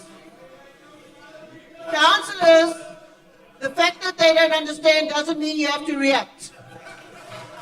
Please keep quiet. What will you bring your councillors to order? Thank you, Councillor. Apologies, Speaker. July 2025. Speaker, they say it's only 50 rand. But when you choose between a bread and electricity, 50 rand is life and death, Speaker. I doubt you or your DA councillors can relate to the hardship, Speaker, because they are living a lavish lifestyle, while the very same voters who voted for them are living in hardship. Speaker, they want to charge us more for less service delivery in our areas that have been neglected for many, many years under the DA government. Look at the struggling infrastructures, broken pipes, overflowing our sewage, open fields that was once a park have now become dumping sites. Democratic Alliance has never loved us from the Cape Flats, Speaker. Where's the dignity in paying for inflation while our clinics are full, our roads are cracked and flooded? What does the future hold? And grandkids, they say they're increasing spending on safety. What does it really mean, Speaker? Does it mean more officers to enforce the apartheid bylaws? What about social workers? What about more trauma counseling? What about more after-school programs? What we need is healing, not more oppression, Speaker. Let's be honest, this budget keeps holding the city upside down, beautifying the city while its people's blood are staining the streets across the country. Thank you, Councillor Jacobson. Councillors, please give respect to the Speaker, whether you agree with their opinions or not. All right? Are we all calm? All right. Councillor Jacobson. When are we going to start listening? Madam Speaker, fellow councillors, when are we going to start listening to our community? We took a pledge, and that was to support our electorate, and especially ward councils, by definition, is the go-to between the community and the city officials. When are they going to start listening? We've had public participation processes, emails, comments, complaints, and it's giving us a bad reputation. It has taken 2 or 3 attempts to amend this budget. I believe this is the first time ever. Why did we not listen to the community, the Ratepayers Association, civic organization, and opposition councillors? Yes, your opposition councillors. We also deserve to be heard. Only 2% supported this budget, with the main issue being the rates. You've heard the public comments. Everyone understands that Cape Town must grow and develop for economic growth. But, Honourable Mayor, you have become too zealous, too ambitious, trying to convert Cape Town into Hong Kong overnight. Something has to give. The quest to roll out project after project, whilst most have not been completed, is costly, and it's a hard-working middle-class taxpayer that will be burdened. We have noted today from our fellow councillors who spoke or will speak on these sneaky fixed costs and cleansing costs, so I need not to elaborate there. But after last council and the proposed amendments, we all thought we were getting a great deal. But on inspection, the middle class will still get hit hard, and the consequences could result in poverty and certainly permanent residents having to consider moving from their beloved neighborhood. We all understand that the city, like any other organization, needs capital to grow, but there are other ways to be more thrifty. For example, take control and management of your current projects. Make sure they're completed and run smoothly and efficiently. How often have I spoken in council about failed and incomplete projects? Also, what about wasted and wrecked expenses? And last council, Councillor Miller raised a very important question before he was thrown out like a sack of potatoes. Why can't the mayor and financial planners fight for a larger slice of government funding assigned to municipalities? And then we have options of loans, bonds, etc. The last resort should be to burden the already fragile middle-class worker family. They are the bread and butter of our existence. It is very clear what the ratepayer and ratepayer organizations are demanding. Only 2% supported this amended budget, yet you still pursued with this budget. When will we start to listen? Thank you. Thank you. Alderman Smith. Speaker, good morning. Greetings to all in the chamber, the sensible and the others, the public in the gallery and those online. Speaker, our Safety and Security Directorate has been growing and evolving steadily, becoming the standard that many other municipalities are benchmarking themselves on. If the steady stream of delegations and consultations from other metros and smaller municipalities across SA is anything to go by. We are focused on getting the basics right, improving training, improving command and control, better accountability, better technology, and more resources. Last night I was in a public meeting in Bellville South, and in the meeting the station commissioner acknowledged that he was really struggling with resources, and that if he was lucky, he was able to get one vehicle on run at a time. They have 35 staff in a station which is supposed to have 83. A quick bit of math will show you that this means that they have a police to public deployment ratio of 1 officer to every 900 members of the public, actually 908. The best practice standard is 1 officer for every 250 to 350 members of the public. When national government leaves communities without adequate police cover, they are condemning them to the kind of crime and violence that I and others have to engage those communities on in meetings like the one last night. This is why the city and the provincial government are stepping in. There is no other choice. We started with LEAP, which saw 1,300 officers deployed to the most violent crime hotspots in Cape Town, as determined by the crime stats. This project continues to yield results with the latest quarterly crime stats, again for the third quarter running, showing a reduction of 4.2% in our murder rate. Continuously using more and more rates to fund national crime prevention constitutional mandate is obviously not sustainable, as you're hearing from the comments in the chamber. But again, what is the alternative? Leave communities to the mercy of the criminals? No. We must do more, and we are doing more. Speaker, Councillor Minner and Councillor Adenal continue the false narrative that the city enforcement resources do not work in certain communities. It's just false, patently false. They either do not know and shouldn't be speaking, or they know the truth and are just dishonest. At least 70 to 80% of our resources every day work in the most crime-affected communities, not enforcing bylaws, but doing the crime prevention work, which SAPS should be doing. Councillor Adenal lists suburbs which he says are being neglected by the police. That is true of SAPS if you look at their deployment stats. But these are the very suburbs which leaves are deployed to. You either don't know or you are dishonest. A simple snapshot of the screen at the control room shows you that the city policing vehicles are in the areas with the highest crime. Of course, you can't ask SAPS for such a snapshot because national government has neglected to give their management the basic tools of management. Speaker, the CCC and PA and some others continue to make themselves guilty of a significant evil when national government is responsible for something. And you continue with your disinformation campaign, helping national government avoid their crime prevention and criminal justice responsibilities, which they insist on keeping for themselves and not evolving.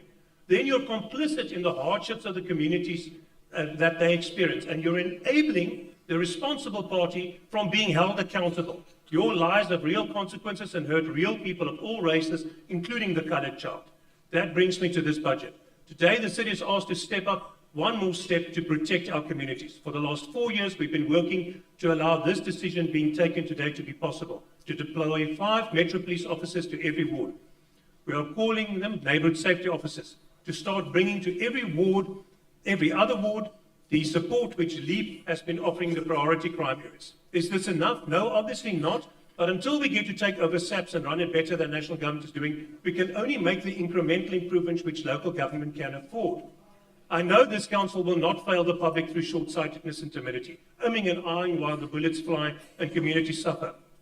And I hope the council's here that they will not be supporting the budget, will have the integrity not to run to the NSOs after they are deployed in September and pretend to communities that the help they are being offered by the NSOs was achieved through anything the opposition members are doing. I will ask the Speaker to supply me with a voting record so that I can show it to communities as I meet with them so they can see who added hope and who denied hope. Thank you, Speaker. Councillor Eugen. Councillor Eugen.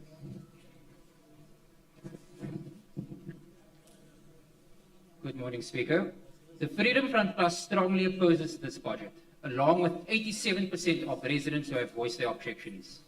The overwhelming number of objections to the budget suggests that the public participation process may have been nothing more than a mere box-ticking exercise, with the city's decision already being predetermined behind closed doors.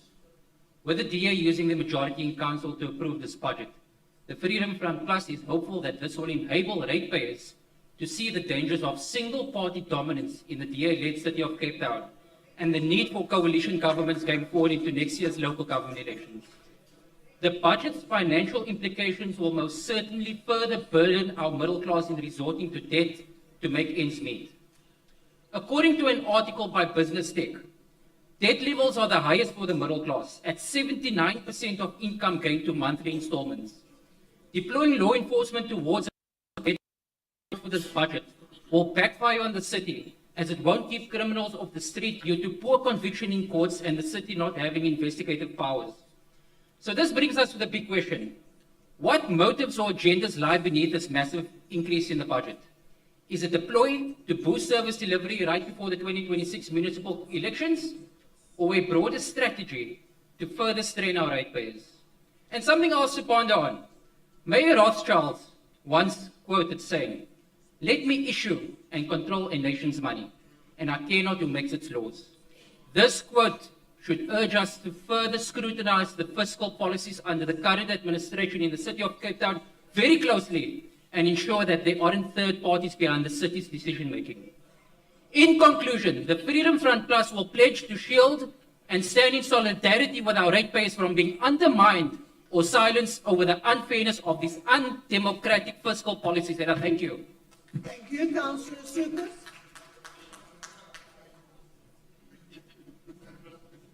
Good morning, Speaker, Mayor, and fellow colleagues. The proposed budget is the city's most ambitious to date, with an overall proposed 84 billion rand sought to further advance the city's infrastructure, policing, and electricity supply. A key component of this budget is the record budget of 7 billion rand set out for the Safety Directorate.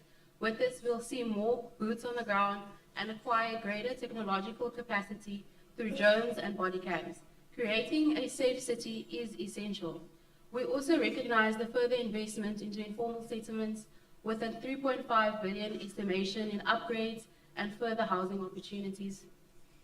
It is noted that this budget will also create infrastructural employment opportunities for low-income homes.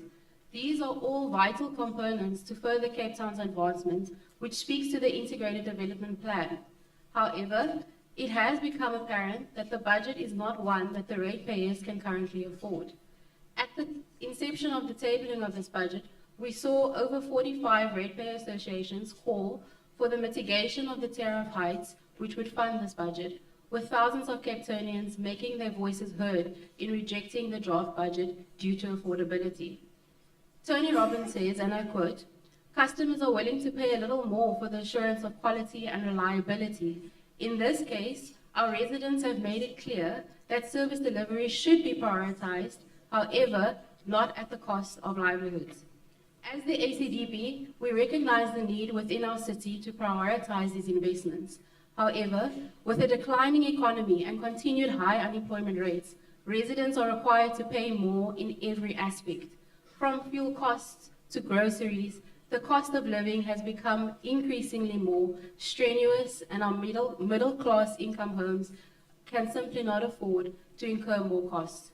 Although the city is desiring hope through this budget, the residents of Cape Town currently need investment in their pockets.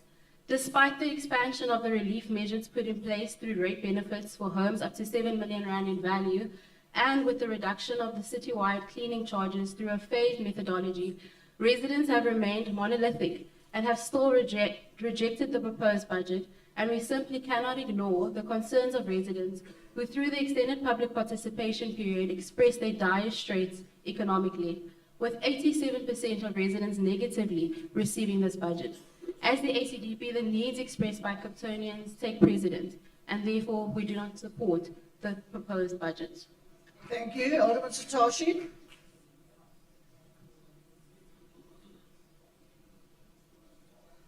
Honorable Speaker, Honorable Mayor, Honorable Whip of the Council, Honorable Leader of the Official Opposition, Councillor Leon Nditini Kido, Honorable Leaders of other political parties, Honorable Councillors and members of the communities present, and those who are watching us on live streams. Allow me to present the ANC's perspective on this budget statement presented by the Executive Mayor, Alderman Jordan Hill-Lewis. The ANC, as an official opposition, is duty-bound to give leadership and clarity on matters of governance in this council.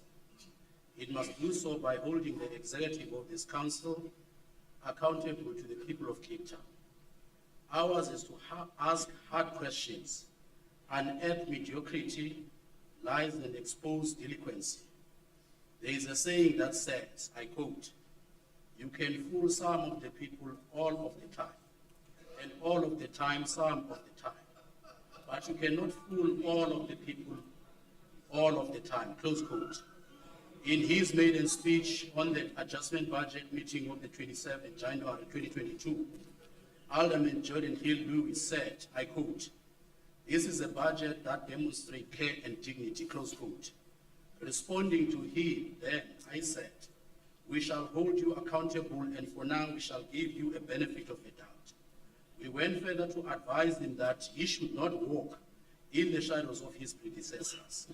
2 months later, the mayor tabled his first budget statement as the mayor of Cape Town. It was this budget of 2022-2023 where we were going to measure and assess his performance.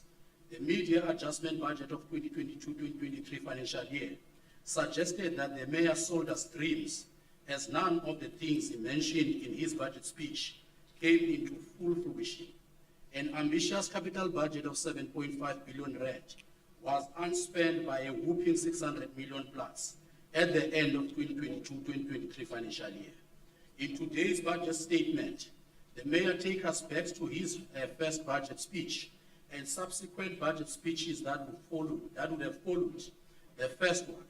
The mayor themed his first budget speech, I quote, doing more, close quote. Our response to his theme is talking more and doing less, close quote. The data on his 2022-2023 performance is there for everybody to see. He also themed the second budget speech and the third budget speeches as build hope and build for jobs, close quote. Our response to his second and the third theme is creating falsehoods and deception. The mayor and the DA want us to believe that today's budget speech is about investing in hope, whereas they are investing in falsehoods and continuous deception. Honorable Speaker, today's budget speech coincides with the celebration of the Freedom Charter, where its themes are rendered in this chamber that was built up by the ANC administration before the DA took over in 2006. Whatever we do, we shall stay true to the core tenets of the Freedom Charter that are a stark reminder of the majority of Cape Town people who are still trapped in poverty and languishing in squalor, while the minority continues to pass and implement oppressive and segregative bylaws here in Cape Town. Some of the capital projects contained in this budget are as old as 10 years, yet the mayor talks as if these projects are new. Service delivery delayed is a service delivery denied. Let me turn to public participation. The City of Cape Town has just received 3,134 comments from the population of just over 5 million, according to the latest data. What a shame. For the first city, the poor, the working class, and the rich are overwhelmingly rejecting this budget, with 87% of the comments received expressing their anger and disgust against this budget. Only 2% is positive about the budget and 11% neutral. At the center of the rejection is unreasonable rates and tariff hikes. Silly fixed charges are being introduced by the City of Cape Town. Residents have lashed out on poor leadership and poor coordination from both political and administrative leadership of the city. The following key concerns are topping the list: lack of public participation and service delivery. 2, poor state of road infrastructure. 3, poor state of sanitation infrastructure. 4, lack of enforcing bylaws and non-visibility of law enforcement officers. 5, lack of regular maintenance on city facilities. These are people who are paying their rates and tariffs, yet they don't get value for their money. It is quite disturbing and unacceptable that Nolungile mega project precinct is not featuring in the final draft of this budget. I was given assurances by Councillor Quintas and his management that this project would proceed as planned. This is a miscarriage of justice to the people of Site C after more than a decade of waiting. The DA is quick to say Cape Town is doing better than other cities. Let's contrast the DA with other metros. In this instance, I will choose the metro that has been mentioned by the mayor. In this report, the mayor has cited in the Cape Town's indigent policy is better than any other metro in South Africa. This is not true. Let's contrast Cape Town against one of the metros mentioned here in this report, that is the city of Ekurhuleni. Fact number 1, City of Cape Town's indigent policy refers to those persons whose property value are at 0 to 500,000 as indigents, whereas the city of Ekurhuleni is 0 to 600,000. Fact number 2, City of Cape Town is charging more than 7% on refuse removal, while City of Ekurhuleni is charging 6%. Fact number 3, City of Ekurhuleni is charging 0% on property rate and this is based on their new valuation role, whereas City of Cape Town is increasing property rates. Fact number four, in 2024-2025 financial year, the City of Cape Town approved the highest average tariff of 13.71%, whereas City of Ekurhuleni approved the average of 10.43%. Honorable Speaker, I can go to town in demonstrating how this mayor of Cape Town has been so untruthful about other cities. Maybe, just maybe, he deserves an award of being a panacea of all time. I have just demonstrated hard facts. I should also mention that the stability that you see and financial prudence at Ekurhuleni is as a result of political clarity by the ANC. Under DA Mayor Tanya Campbell, that city's finances were in shambles. Let me also mention that she took over after the previous mayor of the ANC, Comrade Zwandile Masina, who left that municipality financially sound, and that municipality received clean audit. She messed up a good record of that municipality under the ANC administration. This current coalition of the ANC-led administration is cleaning up the mess left by Tanya Campbell and her cronies.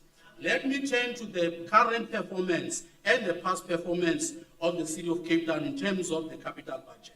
As indicated in my opening remarks, lies have short legs and they don't go long distance. In 2022-2023 financial year, this mayor and his executive underspent the capital budget by over 600 million. In 2023-2024, the show continued where this executive mayor and his maker underspent city's capital budget by R1 billion. The current projections show that this administration will underspend by close to R2 billion from the original capital budget. It is worth noting that in all these instances of not achieving these targets, the executive directors of the City of Cape Town were getting fact check bonuses, and none of the MECO members responsible for these departments were shown the door. What we have observed is that some of MECO members were removed quietly without explanation. The only member that was removed because of corruption allegation was Councillor Malusi Bui. Interestingly, another MECO member accused of being associated with underworld gang is still in his position. We Animal Farm in full display. The removal of Councillor Van Renen and Councillor Van der Ross was never explained by the mayor. One wonders whether these MECO members have signed with the mayor or not. Currently, all the departments are on negative variance, which will result to non-delivery of projects and non-spending of these allocated funds. The question remains, whose budget is this? If 87% of residents of Cape Town participated in public participation and are rejecting the budget. In all budget statements tabled by the mayor, we are told that public views were considered, yet when the time arrives to take decisions, the very same public views are ignored. While the mayor is bragging about clean audit that the city is receiving in recent years, it must be noted that these clean audits do not translate to effective service delivery on the ground. As we are sitting here in this council meeting today, people in Khayelitsha, Lwandle Nomzamo, Jonun, Imizamo Yetu, Beacon Valley, Donchevo, Handberg are swimming in their houses because of the impact of the floods. Yet the line department functions are having negative variances in their capital budget expenditures. These are the living experiences of the people who are on the other side of the city. We are living in a two-tailed city, the city for the rich and the city for the poor. The struggle continues for the previous oppressed majority in Cape Town, and the DA administration is not bothered. As I conclude, this budget is anti-poor and doesn't resonate with the hardships of the people living in the informal settlement. The debt interest of the city has gone up, and new fixed charge on sanitation has been introduced. Electricity fixed charge of home user has gone up by 38.7%. When Amalka Cabral said, I quote, "Tell no lies, expose lies whenever they are told. Marks no difficulties, mistakes and failures, claim no easy victories," close quote. He was professing about characters like the mayor of Cape Town, the masters of falsehoods and deception. The mayor of Cape Town has deceived Cape Townians for far too long, and he must be stopped now. The ANC reject this anti-budget. I thank you. Councillors, please. Councillor Lowe.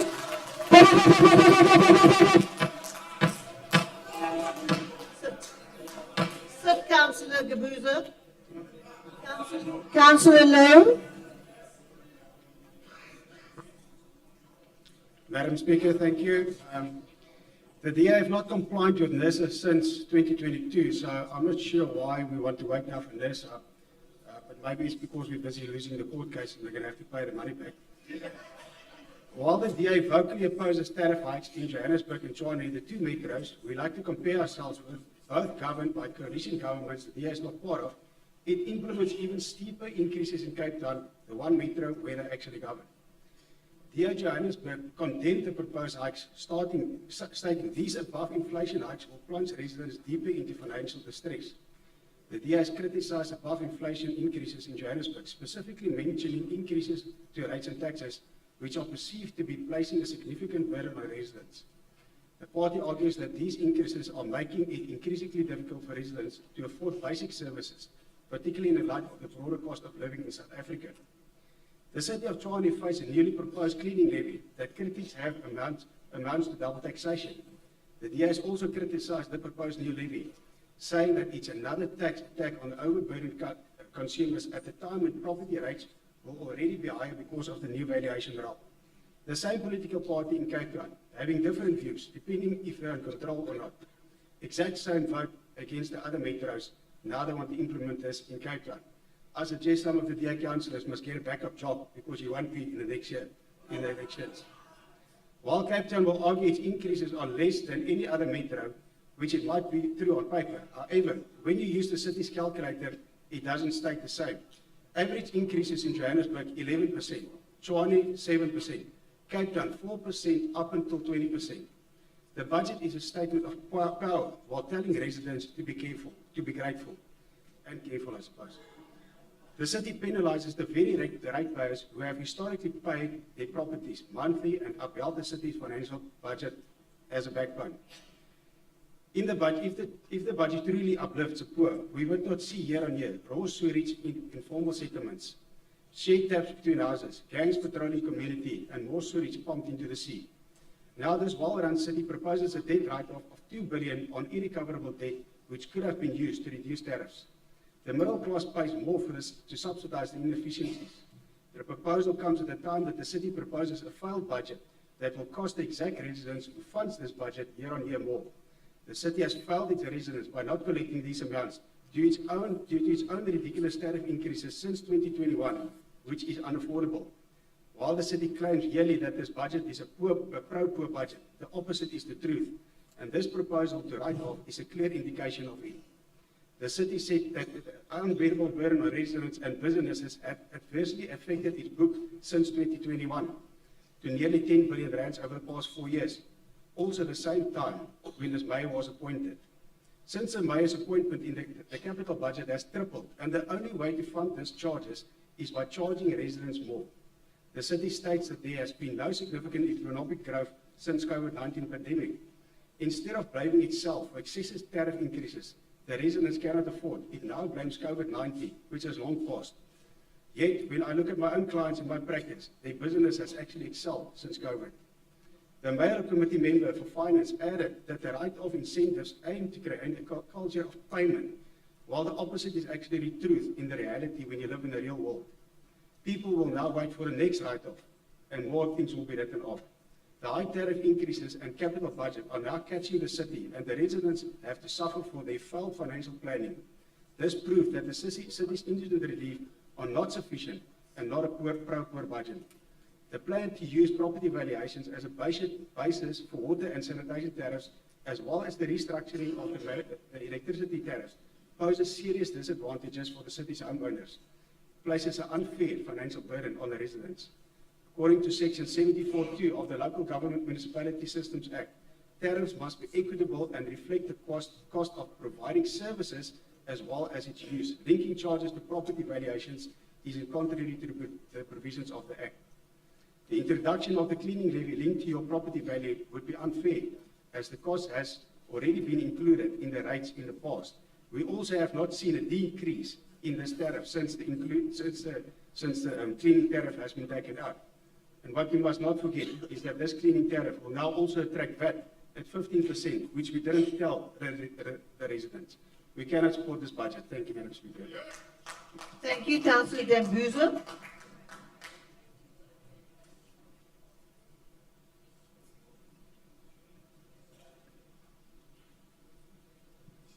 Mandithathe lithuba ndibulise ama-Afrika ndithi abantwana bahle.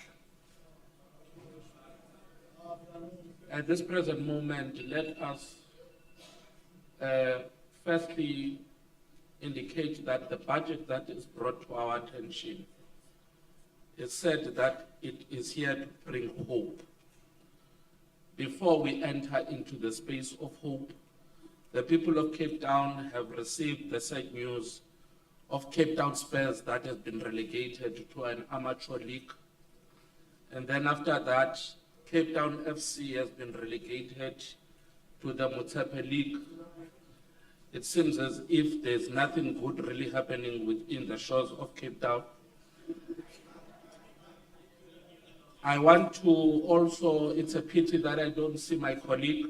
Welcome back, Councillor De Beer. It's always nice to see him when he's around us. I would like to also congratulate Mr. Taylor, who won the Metro FM Awards. But just like any other black child in the city of Cape Town, he would never be given the rightful welcome whenever our people have done well. Just like the Stormers would consistently be given when they've done well. Now we see where the lines are actually drawn. Before then, we then come to the issues at hand. Firstly, I would like to say through you, Speaker, that the mayor should start looking whenever he's tabling a budget in the city of Cape Town. The issue of Nedbank, that we always go and get loans from. The Nedbank that you want to give business whenever you want to get a cup, a final cup here in the city of Cape Town, they never give you because they are not interested in you, but just to get money out of the city of Cape Town. And because you love them, you always go and give them that money. I hope as the city of Cape Town, this has been the last time that you are actually looking forward to do business with Nedbank. We'll make sure that we cut ties with this, that Nedbank. But what is quite interesting here is that the DA has actually proven itself that it's truly in the GNU. Why am I saying this? The arrogance that you come and portray when you are tabling a budget that is rejected by most shows that now you have tampered in the space that you have always looked at and said, they are doing something wrong, we are doing something right. And I'm glad that Councillor Sotasha started to table the menu between you and the other friends of theirs. You as the DA have actually placed yourself in a platform that shows that you are constantly trying to fail the people. Let's talk to what are the issues at hand that we're deliberating on. Mamungal, who is from KTC Informal Settlement, since 2010 has been waiting for a house. Ever since the Mayor Jordan Hill Lewis has been in office, he has said he will make a difference for the poor of the poorest. That lady is still staying in an informal settlement and is still sitting with no house. And the budget that has constantly been placed here in the city of Cape Town, it has been said is for the poor of the poorest and is there to alleviate their situation. Mamungal is one of the great examples of the city of Cape Town that is currently flooded in an informal settlement with no house. When you started tabling your first budget, we said to you, ERF 8448 and ERF 2849 will not be finished in your term. I can simply inform you now that it's one of the projects that had people protesting outside here in the city of Cape Town. And I can inform the mayor that at the end of this term, that project will not be concluded. Why? Because the budget of some kind of hope that is supposed to bring does not alleviate our people, and the hope that it just brings is the same one that took a Floyd to Bushiri and then now is without a political party. The DA would come here and play a Tom and Jerry program that would say the reason why our people are not getting fire kits is because the ANC-led government is not giving them the budget to do so. You are sitting here with the budget. You are in GNU with the ANC, and still our people are with no fire kits. And you come and tell us that your interest is the poor of the poorest.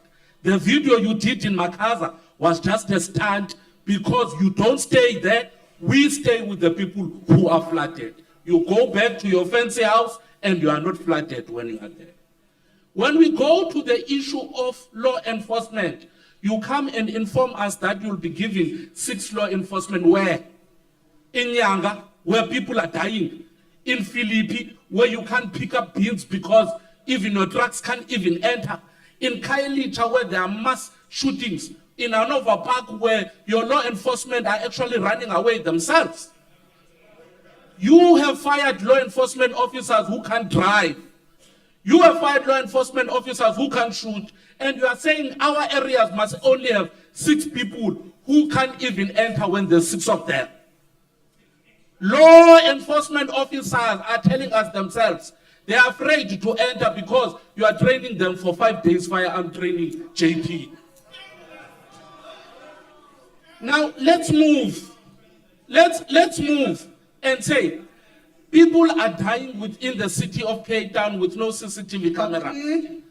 We come to the issue of zero water day, where you have sewage that is going all over.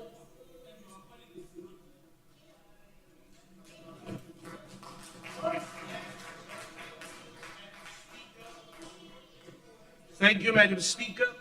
Madam Speaker, I'm not going to allow people on this side of the House to orchestrate a funeral here today. We can be proud to be residents of the city of Cape Town in approving this budget. In approving a budget that serves the people of our city. En laat ek ook 'n bietjie van die raad uitspreek, Speaker, in my moedertaal wat ek geleer het in Grassy Park. Ek is gatvol van die Adidas wat daar bo sit, wat genoem is die FCC. Mense wat op Facebook lives gaan en dagga-olie uitdeel as dienslewering. Laat ons as die DA-regering vir hulle 'n bietjie wys wat dienslewering is. Madam Speaker, I'm proud today to support the 2025-26 Investing in Hope budget, particularly Vote 7 human settlements. A housing budget for accelerated delivery against all odds. Against all odds, this administration has said, yes, we can. Yes, we can deliver, and yes, we can succeed. The Councillor Kadini, I'm naming you for the first time. Has decided that this city, our city, will not be defined by our divisive history or our problematic national outlook, but we will be defined by our vision for a prosperous city of hope.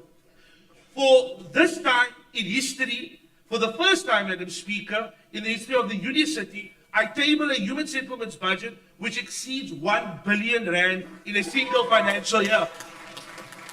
Our expenditure is focused towards cutting the waiting list and increasing delivery. Because me, like many of you fellow councillors, have experienced the indignity of not having the security of a roof over your head. That is why we have committed 390 million rand towards the delivery of subsidized BNG housing. We are going to deliver more than 2,500 housing opportunities to the people of Alsies River, Bonteheuwel, Wallisdean, Macassar, Guguletu, and Ottery, among so many others. Madam Speaker, Councillor Gadini, I'm naming you for the second time. Whip, please. it's difficult to listen to the truth. Madam Speaker, I have the difficult task of providing lifeline housing to more than 45,000 of Cape Town's most vulnerable families. And may I say, which no one wants to acknowledge, that it is the cheapest accommodation available worldwide today. As a product of city public housing myself, I understand what our communities go through on a daily basis. To this end, we have committed 421 million rand for the upgrading and maintenance of our city rental units, building safer estates by upgrading staircases, roof and window replacements, and upgrading electrical infrastructure in areas like Manenberg, Lavendale, Belleville South, Atlantis, Alsis River, Mfuleni, Lavendale, Scottsdene. Should I go on, colleagues? Should I go on? Madam Speaker, Cape Town is growing fast. Rapid urbanization has accelerated. In fact, we can't deny. But we understand why. Cape Town is the best place to find a job. It's the best place to start a business. It's the best place to pass matric. It's the best place to find access to quality health care. And so, Madam Speaker, it is in this vein that I've committed 305 million rand towards the upgrading and servicing of informal. 3,000 service sites will be delivered in catalytic projects like Bosasali, Enkanini, Victoria Mclenge, Overcome Heights, Village Heights, and Military Heights. Yes, this DA government serves ANC wards too. The Mayor and I have publicly declared our obsession with ensuring we create more homeowners and less renters. I titled it Change My Grandmother's Life, and it can do so many more families. We are committing more than 20 million rand for the transfer of properties at no cost to residents. This is the biggest municipal commitment in the country to address the evil intent of apartheid and build generational wealth for colored and black families today. Colleagues, we can see that you disagree and that you oppose the budget. It's okay.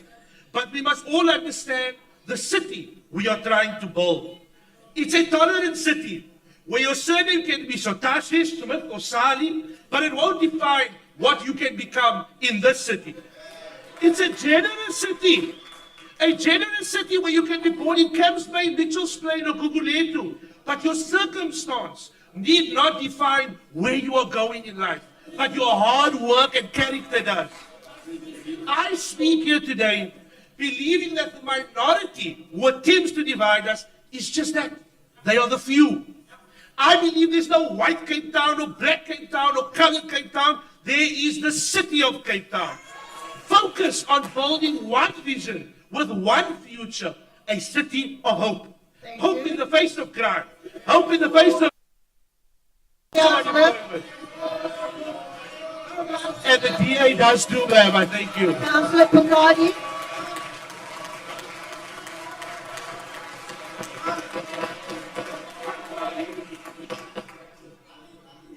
Councillors, Councillor Picardi. Okay. Speaker, may you please protect me from the excitement. Thank you, Speaker, for protecting me from the excitement of the opposite end. Speaker, councillors, and all residents of Cape Town, allow me first to acknowledge the victory of our national captain, our cricket captain, the Proteas, as led by Captain Themba Bavuma from Langa, as they whipped Australia at the ICC. Themba Bavuma is more than a cricketing genius. He represents every child playing cricket in a narrow street with no shoes. He represents every parent who sacrifices their children so they can chase their dreams. He represents the spirit of Langa, bold, talented, and unstoppable. Mayor, as the residents of Langa would like to request, and we've submitted a request to you, to help us plan a welcoming ceremony of our international champion. Let us do like we did when the Springboks won the World Cup in 2023. Today, Speaker, we speak not only on the amendment of the city's IDP, we speak on a broader question of accountability, of governance that claims to be efficient and people-centered, but when tested by reality, proves to be neither. Allow me to begin by marking a significant occasion. Today, South Africa commemorates 70 years since the adoption of the Freedom Charter in Kliptown in 1955. That historic document boldly declared the people security and comfort.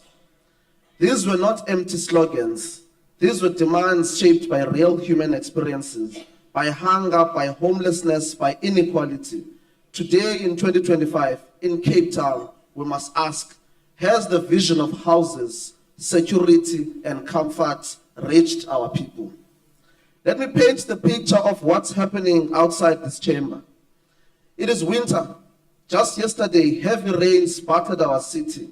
In Langa, in Samora Machel, in Kosovo, in Bloekombos, in Sightsee, families are sleeping in flooded shacks, soaked mattresses, rising damp, and raw sewage flowing through narrow, muddy walkways. All roads are flooded, including informal houses. Councillor Popam, why do you lie? What forces you to lie to the residents of Cape Town? I ask again, why do you lie? The city-owned hostels in Langa, the city-owned hostels in Gugulethu, in Nyanga, and in Strand are flooded. There are no windows, there are sewer spillages all over, and there is no plan to rescue the people from the dilapidated conditions.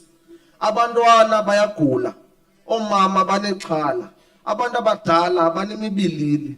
This begs us to ask, where is the so-called winter readiness program that the DA-led city boasts about every year? Where is that winter readiness program? Let us be honest, Speaker. When it rains, the failures of this government of the DA are exposed like rust underwater.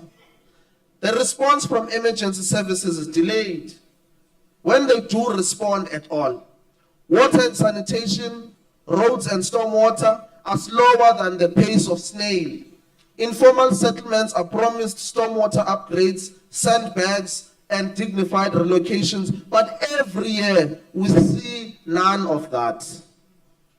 And yet we are here, presented with amendments to the Integrated Development Plan. But what these amendments do is not to improve the lives of our people. They simply lower the performance targets of this administration. Let me repeat that. This is not about better planning. It's about avoiding accountability. When the DA sets targets and fails to meet them, it's about avoiding accountability. When the DA sets targets and fails them, they don't explain, they don't correct, they simply shrink the goalposts. This is like a student who promises to get 80%, gets 50%, and instead of studying harder, just tells the teacher the new goal is 45%. Speaker, this kind of governance is not about to service the people. It is about managing the optics. It's about painting a good picture to investors and tourists while poor communities sit under broken ceilings. This brings us to the budget process, Speaker. Why are we in this special meeting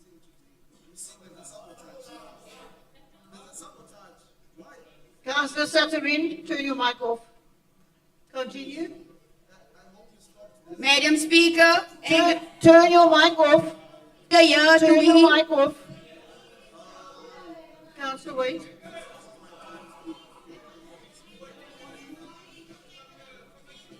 Councillor, thank you. Turn your mic off. Councillor Picard, you finish? Speaker, thank you. Thank you. I don't know why my mic was stopped while I was speaking. This brings us to the budget process. Why are we in this special meeting today? It is because the people of Cape Town rejected this budget. We saw the outcry, overwhelming submissions, online, at public meetings, throughout community organizations and even civic platforms, rejected budget priorities. They rejected unfair tariff increases. They rejected the skewed allocation of capital budget that continues to favor the already developed areas while underdeveloped communities remain trapped in a cycle of patchwork delivery. Residents said, enough with budget the poor while quietly entrenching inequality. The residents said, down with high electricity rates, down with high property rates, down with high water rates. That's why we're here today, to repackage the same budget with some optic tweaks, because this administration was forced to acknowledge the public interest. But let me remind this council, an IDP is not rooted in the people's lived realities is a hollow document. A budget that ignores the cries of the poor is not a developmental budget, it is a betrayal. The informal settlements upgrade program was meant to be a central pillar of this term, Mayor. We were told there would be escalated services, security of tenure, basic infrastructure, and greater dignity. But where is it? What we see is sporadic relocations, temporary solutions, and a commitment to real spatial transformation. What we must ask, why are we amending the IDP when the very basis of what we committed to was not delivered? Why are we not talking about the fact that the city is achieving below even its own weak targets? Why is the corporate scorecard quietly being edited downward so that underperformance can be spun as success? Speaker, this is not how we govern with integrity. In a city where an elite enjoys uninterrupted development, new roads, upgraded lights, smart meters, fiber rollouts, while a working class mother still walks 100 meters and more to fetch water in the rain in informal settlements, something that is deeply wrong.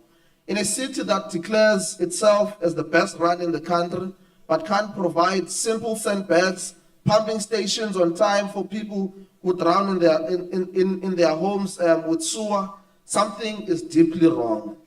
Today, on the 70th anniversary of the Freedom Charter, let us remember the promise of security and comfort is not reserved for the wealthy. It must also reach the poor. Let us not be fooled by glossy amendments and bureaucratic performance indicators.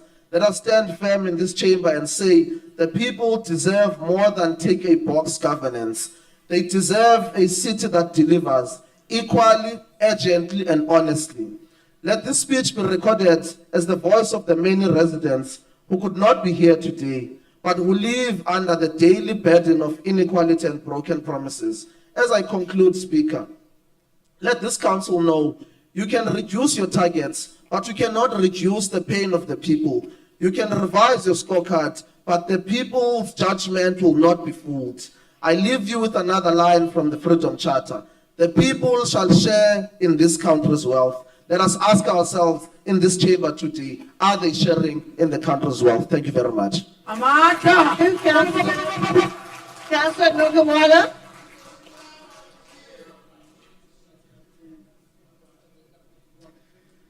Speaker, I rise today on behalf of the Good Party to dispel the DA's pro-poor myth, to call out the DA lies, and to highlight the ongoing denialism of the DA's deadly failures in Cape Town. Speaker, Mayor, and DA councillors, your failures and your lies and denialism in this budget is killing black and colored children in Cape Town.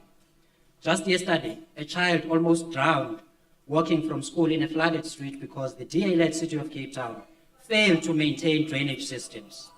This was in Parkwood, not in Clifton. In September 2023, it was 11-year-old Lihle Dyamdeki, his 7-year-old brother, Lucindo Dyamdeki, 12-year-old Storm Scholes, and 9-year-old Awam Simanga, who tragically died when they were electrocuted because the DA-led city of Cape Town failed to provide electricity in that community. This was in Klipfontein Mission in Philippi, not in Sea Point. In August 2021, it was 2-year-old Imtandi Swatboy who tragically fell and died in an uncovered manhole because the DA-led city of Cape Town failed to cover it when it was reported. This was in Khayelitsha, not in Kempsbay. In June 2021, it was 10-year-old Caden Marco who tragically died after a metal wheel at a park fell on him because the DA-led City of Cape Town failed to fix it. This was in Delft, not in Bishop's Court. In February 2021, it was 11-year-old Akonile Mabangula, 12-year-old Ngabayetu Mlaza, 13-year-old Azola Koeni, and 13-year-old Eva Kalikopu, who tragically died when a sinkhole they were playing in collapsed onto them because the DA-led City of Cape Town failed to provide recreational facilities in their community. This was in Nyanga, not in Gardens. In November 2017, it was 6-year-old Lindani Madolo and 5-year-old Luniko Madolo who died after being electrocuted by stray wires from a street light because the DA-led City of Cape Town failed to fix it. This was in Philippi East, not in Constantia. In March 2016, it was 19-year-old Snokolo Mafevuka who was brutally raped and killed in a communal toilet 200 meters away from her home because the DA-led City of Cape Town failed to provide toilets in that community. This was in Khayelitsha, not in Bentley Bay. There are many more of your failures that have killed children, but I only have 3 minutes. These are children. They might not be your children, but they are ours.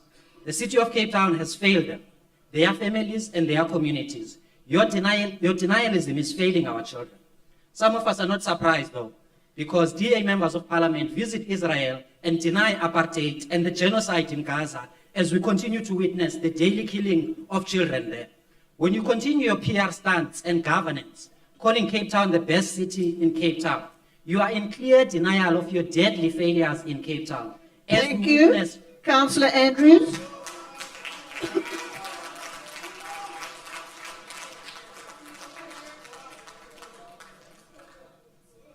Thank you, Speaker. Councillor Dambuza, sorry, your point of order. No, thank you very much, Speaker. I rise on 31.1.4. Okay, are you looking at your old minute or your old rules? I'm looking at the one that Marcia sent me herself. Okay, carry on. I'm not looking at the incorrect one. I'm looking at the one that she personally sent me herself. All right, well now And carry on, it because will indicate that it's an it is a interesting point point. of order that is given 2 minutes. Thank you very much. Speaker, I want to rise on a point of order on you again. Councillors of the DA have been howling when Councillor Notwana Thank you, that's not a point of order, and Councillor. you did not. Councillor, I have been calling people out on all sides of the Call house. on your councillors. Thank you. Councillor Call on your Andrews, you can carry on. Don't be afraid of. Thank you, Councillor, for that information. Councillor Andrews. Speaker, it's not Councillor Andrews, it's Councillor Arnold. I also have a point of order, Speaker. Sorry. All right, sorry, it's been written down incorrectly, but I take your point, Ms. Councillor Arnold, but we'll first do a point of order from the Mayor. I thought we were waiting until the end of the debate to take points of order, but since you allowed the one from Mr. Dabuza, Speaker, the previous speaker from the Chair, I will decide. the previous speaker from the ANC used the word lie and liar several times in his speech. That is usually to accuse someone of dishonesty in the chamber, you need to bring a substantive motion. Thank you. I'm not sure that he has the ability to do that, but we will talk to him about that afterwards. Councillor Arnold. Thank you, Speaker. Revolutionary greetings to the Mayor and Mayoral Committee members and the councillors and all the residents of the city of Cape Town. The economic freedom fighters want to express our sincere condolences to the families in the Eastern Cape Province who lost lives and loved ones during the devastating floods and reaffirm our commitment to being present in the pain of our people. May God comfort the bereaved families. We also send our heartfelt condolences to the families of fighters who died in an accident on their way back from our National Youth Rally in KZN on the 16th 1965. These were committed fighters who had attended the rally to honor the courage of the youth of 1976 and to continue the struggle for economic freedom. They died in the line of duty and their lives will never be forgotten. May their souls rest in peace. Speaker, firstly, we want to thank the finance team, the budget team, under the Executive Director of Finance, Mr. Kevin Jacobi, for putting together the budget. Secondly, Mr. Mayor, will you consider establishing an incident household unit in your office for special service and assistance to pensioners? If you pay attention and close attention to the total number of applications received for pensioners and rebates, you're looking at 1,000, and then for pensioners about 14,000. And this is a need now for special attention. And if you will do the honoring thing and to have such a unit to give special attention. Thirdly, Mr. Mayor, will you Kuchwana. Thank you. Continue. Thirdly, Mr. Mayor, will you consider implementing a better system that links all pensioners, especially the SASSA grant beneficiaries, to a municipal database where the municipality can improve efficiency, enhance service delivery, and better support the pensioner population? Why do they have to review or go to the municipality every 3 years for their status? So if you can maybe assist in that way. Speaker, the DA, especially the mayor, must stop complaining about the national government. He sounds like a broken record. Please stop complaining about yourself, because you are now the national government. You and the ANC are now one. We know it will take time to sink in. You are one.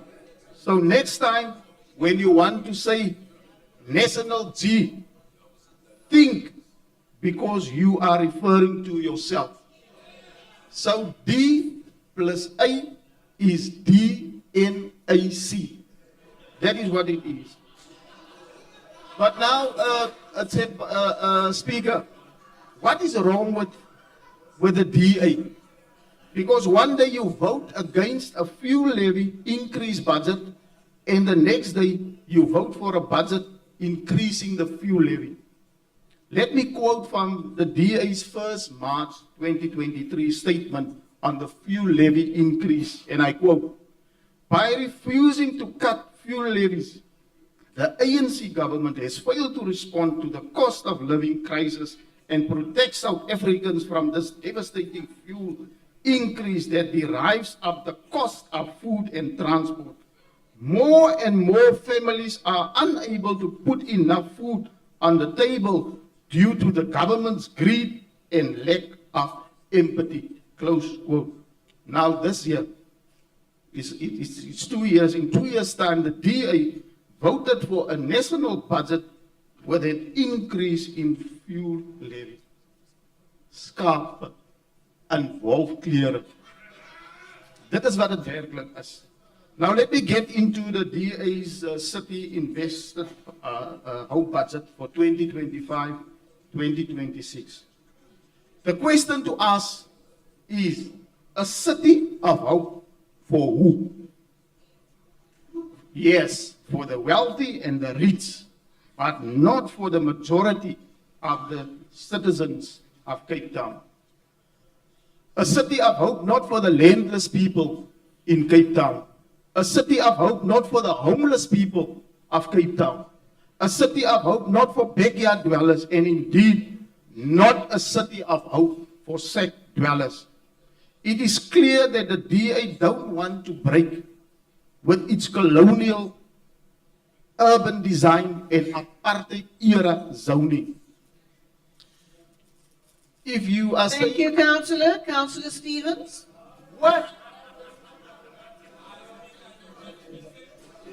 Thank you, Speaker. Good morning, Speaker, Mayor, members of Council, and fellow Capetonians. Speaker, let me start to say I'm happy to hear that the Mayoral member of Human Settlements mentioned the Macassar Housing Project, a project which the beneficiaries, Madam Speaker, initially waited for over 15 years to take off the ground. And again, now that the second phase allegedly being put on hold and then starting only next year. I said allegedly, Madam Speaker, but let me leave it there and go to my speech. Today, we rise not only as public representatives, but as a voice for those who live on the limits of hope in informal settlements, CRUs, and overcrowded backyards. We are sent here to govern with fairness, foresight, and integrity. But what the City of Cape Town presents to us in this 2025-26 budget is a betrayal of all three. Let us not be fooled by slogans of hope and claims of fiscal prudence. As the great philosophers reminds us, when language is used to disguise reality, we no longer have politics. We have performance art. Or as Shakespeare might have put it, a budget by any other name would still reek of inequality. Speaker and councillors, this budget is not merely an arithmetic ledger, it's a moral document. And what is revealed here is damning, quantitatively imbalanced, qualitatively unjust, and morally bankrupt, especially when viewed through the lens of the Cape Flats, our townships, and the working class reality of the city. Let us turn our observation momentarily to the so-called adjustments recently rushed. One could be forgiven, the Speaker, to think for this budget is real progress, if one just by press releases alone. But if you read past the headlines, past the ribbon cutting and political theatre, you will discover nothing of substance has changed. While millions now flows to the Muizenberg beachfront, basic infrastructure in CRU communities remains dry. 84.2 million is set aside for property improvement, training college, a curious priority in a city where entire neighborhoods still lack dignified sanitation. The city hails fairness, yet spends 3.8 million on drones, 63.8 million on VIP protection, and 28.5 million on a stadium screen. Speaker, this is not governance. This is choreography, stage, optics for a select few, and we are in theatre, but not without binoculars. This is not transformation. This is entrenchment.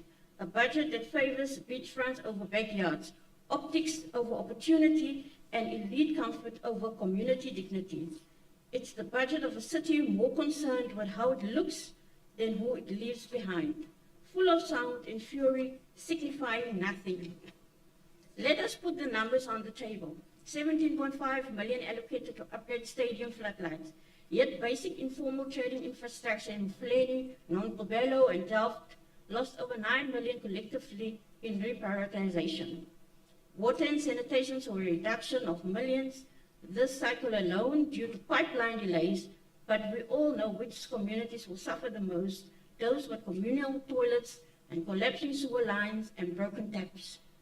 The proposed 12.9% rental hike for SIU tenants equates to an effective 2.3% burden on a household relying on a merely 2,180 monthly grant.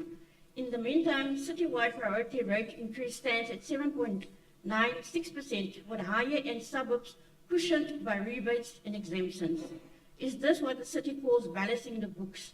Then they are doing it on the backs of the poor. When comparing the city 2024-25 budget adjustments to those made in 2025-26, a concerning shift emerged that undermines support for the most vulnerable communities. Informal trading infrastructure, which previously received around 9.4 million, now faces an almost complete withdrawal of support, with a 9 million rand net cut. Places like Delft and Langa, where formerly traders provide essential services and livelihoods, are now effectively abandoned. Community residential units, which in the past were not subjected to direct cost increases, are now facing a 12.9% rent hike with no ring-fenced investments in return. This effectively forces some of the poorest residents in the city to pay for their own city upgrades and unjust shift in policy priorities.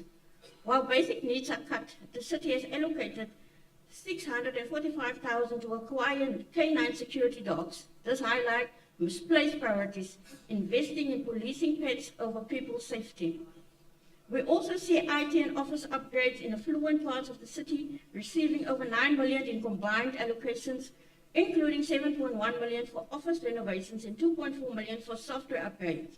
These upgrades benefit centralized, well-resourced departments, while many outer cities or localized offices and service points in underdeveloped wards remain under-equipped and understaffed. Example like the Danoon office, which is a storeroom. These adjustments demonstrate a deliberate redirection of resources away from the poor toward elite and convenience and capital prestige projections.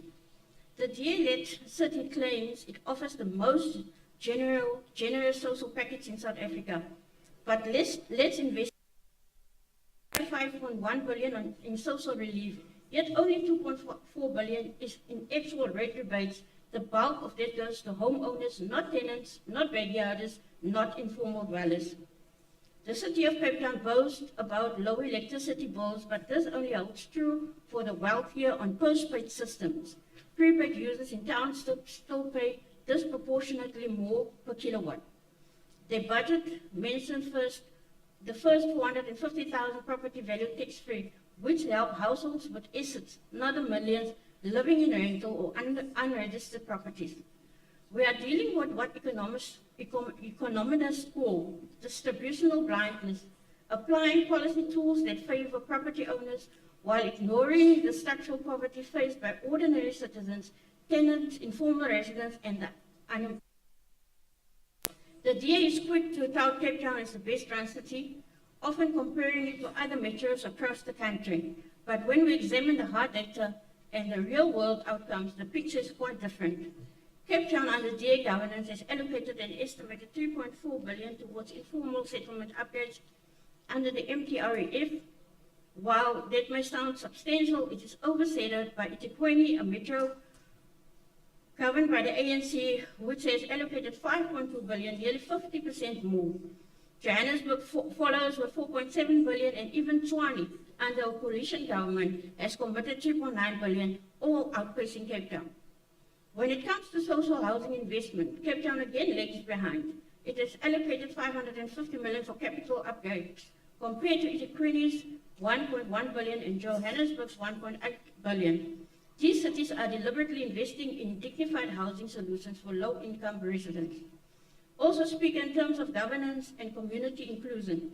ANC Metros demonstrates a deeper commitment to participatory budgeting. eThekwini runs active ward-based forums that directly shape local development priorities. Johannesburg has expanded its community forums to ensure more inclusive budget processes. Even Tshwane has introduced formalized trader councils to alleviate the voices of informal economy participants. Cape Town, by contrast, has limited platforms for grassroots influence, with minimal input from CIO tenants or township-based civic groups.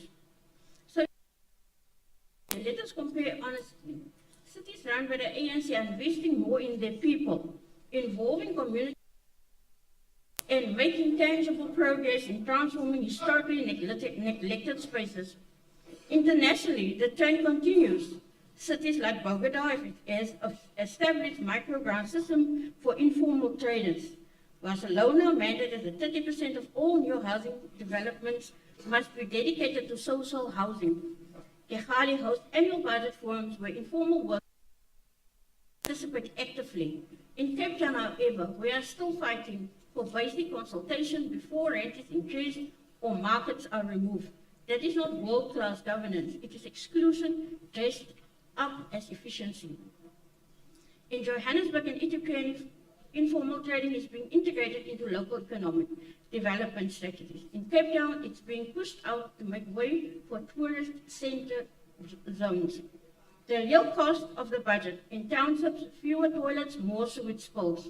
For tenants, higher. For traders, fewer markets, more harassment. For youth, less skill investment, more empty slogans. This is not a budget for hope. It's a budget for gated suburbs, shiny stadiums, and managed optics. Our demand is ANC and for community partners such as Sanko are simply budgets with equity, not just efficiency. Thank you.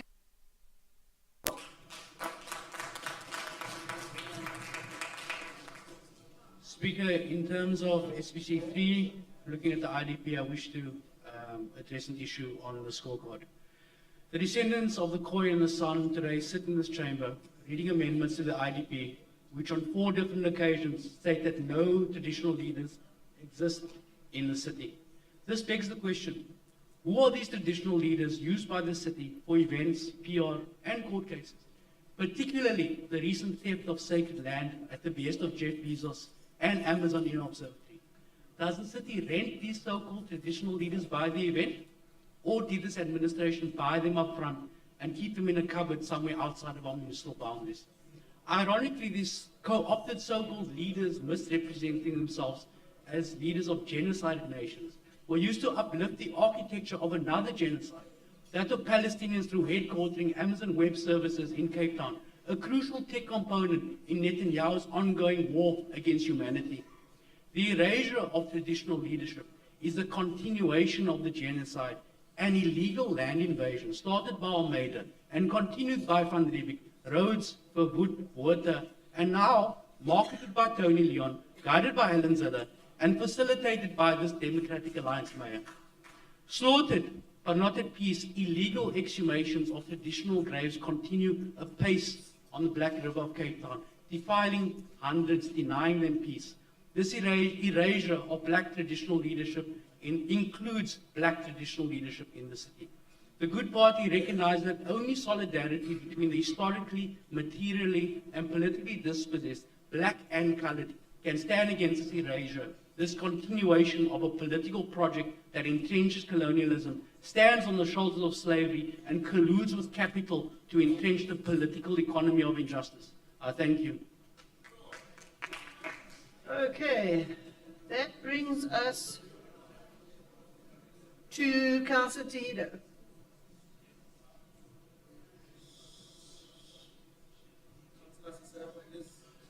Thank you so much, Speaker. Mr. Mayor, on behalf of the ANC, we cannot say that this budget is anything close to investing in hope. And it is certainly not a declaration of intent for any hope for anyone.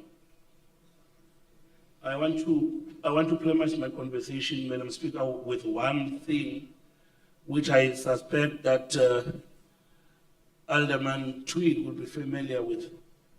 That when this weather in Cape Town, children get bitten by rodents. Now, if any one of us wishes to smile and laugh and joke about this, then surely we are living outside of the Freedom Charter that we are celebrating today. The Freedom Charter not being an ANC document, but as a covenant of the people to freedoms. Now, Madam Speaker, the people of Cape Town, unlike the noises we make in this chamber, the people of Cape Town, in no uncertain terms, have told the Mayor of Cape Town and this chamber that they reject this budget because it doesn't speak to the lived realities of their livelihoods in Cape Town. But as expected, Madam Speaker, we are not really surprised that others still find it amusing and something to be joked about, because not all of us are schooled in the principle and the basic tenet that of the people governing.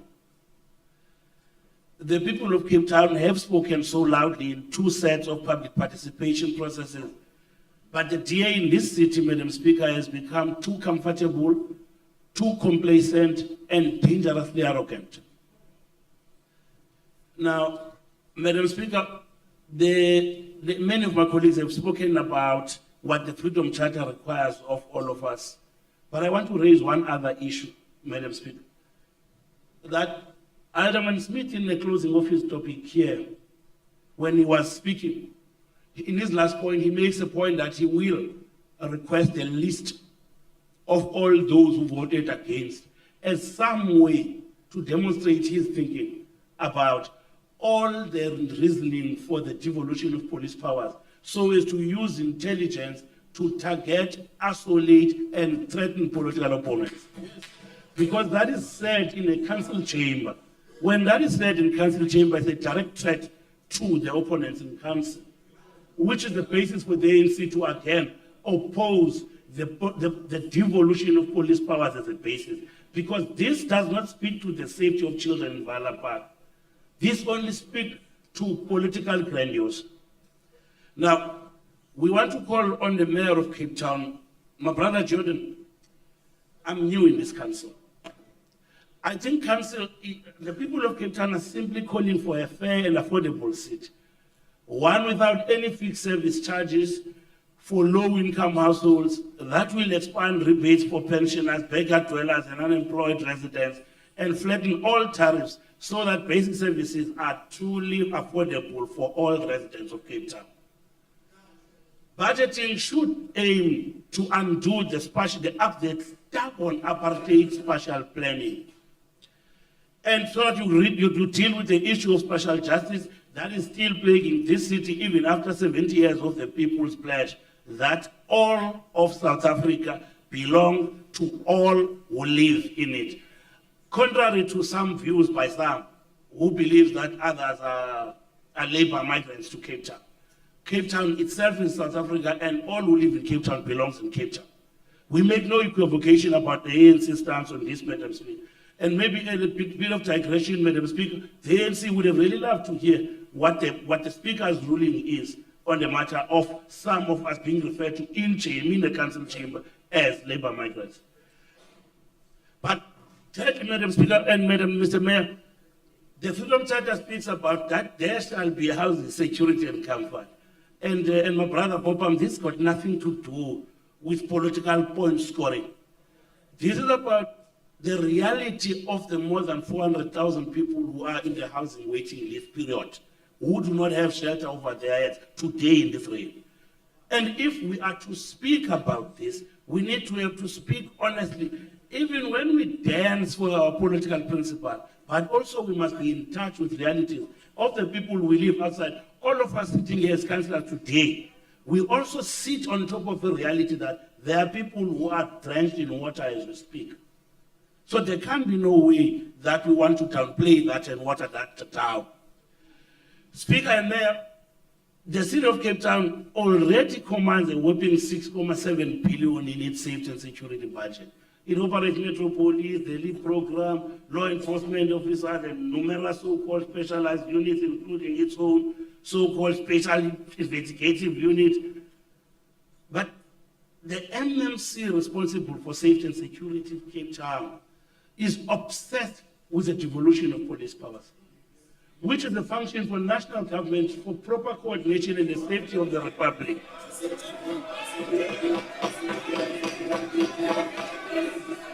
Councillor, sit down. Sit down. Councillor. Speaker, I'm calling on. Councillor. Councillors, allow the speaker to continue. That's fine. I will review the tape. I'm not sure what you're referring to, but you have a speaker on the floor. Speaker. Councillor, continue. Thank you so much. Thank you so much, Madam Speaker.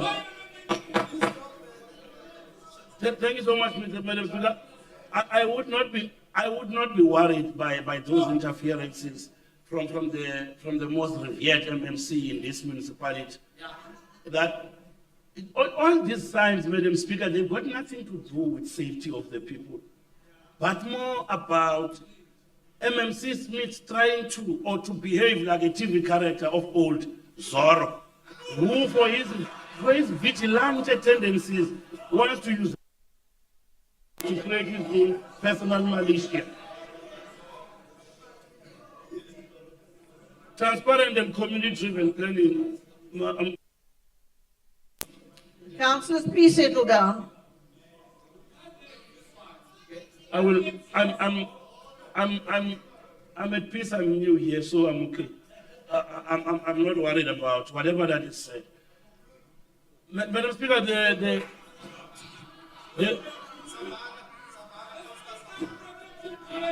Councillor Savant.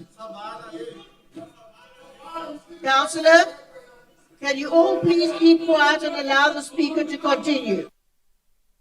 Thank you. I was hoping to be generous. I was going to be generous to donate my other ministry because my elder speakers have spoken well. But the interruption is taking that away. You see, Madam Speaker, the other thing is that, may I Louis, my brother, when you speak so well, I must give that to you.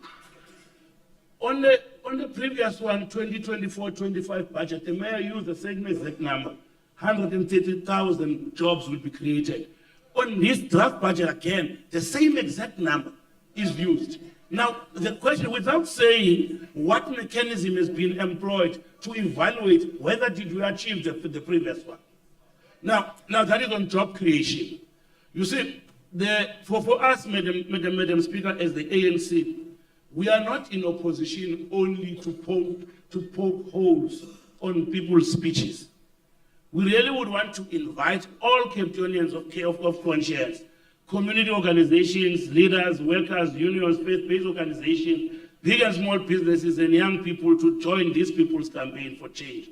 Not just to remove the DA from power, but to rebuild a city that works for all who live in it. Thank you very much. Thank you. Councillor Savant. Speaker, don't forget to view the Hansard for JP. Councillors, you can deal with that afterwards, not interrupting the meeting. Councillor Savant. Speaker, thank you very much. Speaker, I just wish to, at the outset, put it on record. I have been very quiet. I have not said anything. I respect the leader of the opposition too much to have made any remarks, so I was very quiet. I didn't say anything. I think it was simply just a mistake on your side. So, but if I can then continue, Chairperson, so I listened very carefully and very attentively to the speakers from the smaller parties trying to score points. Nothing, really nothing of substance were raised. But the ANC should take most of the blame. They have been in this council since the 1990s and have learned nothing except for petty party political statements. Now Councillor Sotas, what a shame. Councillor Sotas, what a shame. You have taken my speech I read in 2000 while I was training you and others to be a good opposition.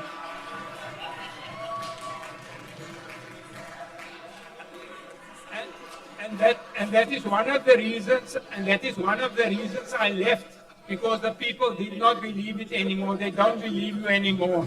Please update your speech. Then also to Councillor Wazi, he is talking utter rubbish.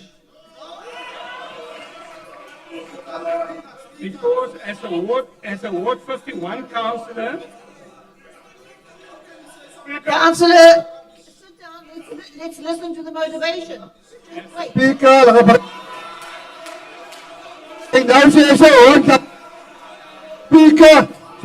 come now. Councillor Savant, continue. Continue. Yes. This is not. Just wait. Let's listen to the argument. You should just listen to the argument and then we can decide. Speaker, this is not me speaking. This is the residents of Langa speaking. It is his resident speaking. So in his own ward, the hostels where he grew up, the filth and rubbish are thrown everywhere, and he simply ignores his people. So he must wake up and smell the coffee, please. So, Speaker, I want to admit. Councillors, please allow the Speaker to continue. Speaker, the Speaker is talking.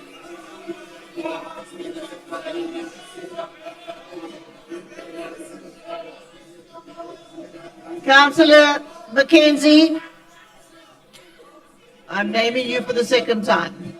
Councillors, please be quiet and allow the Speaker continue.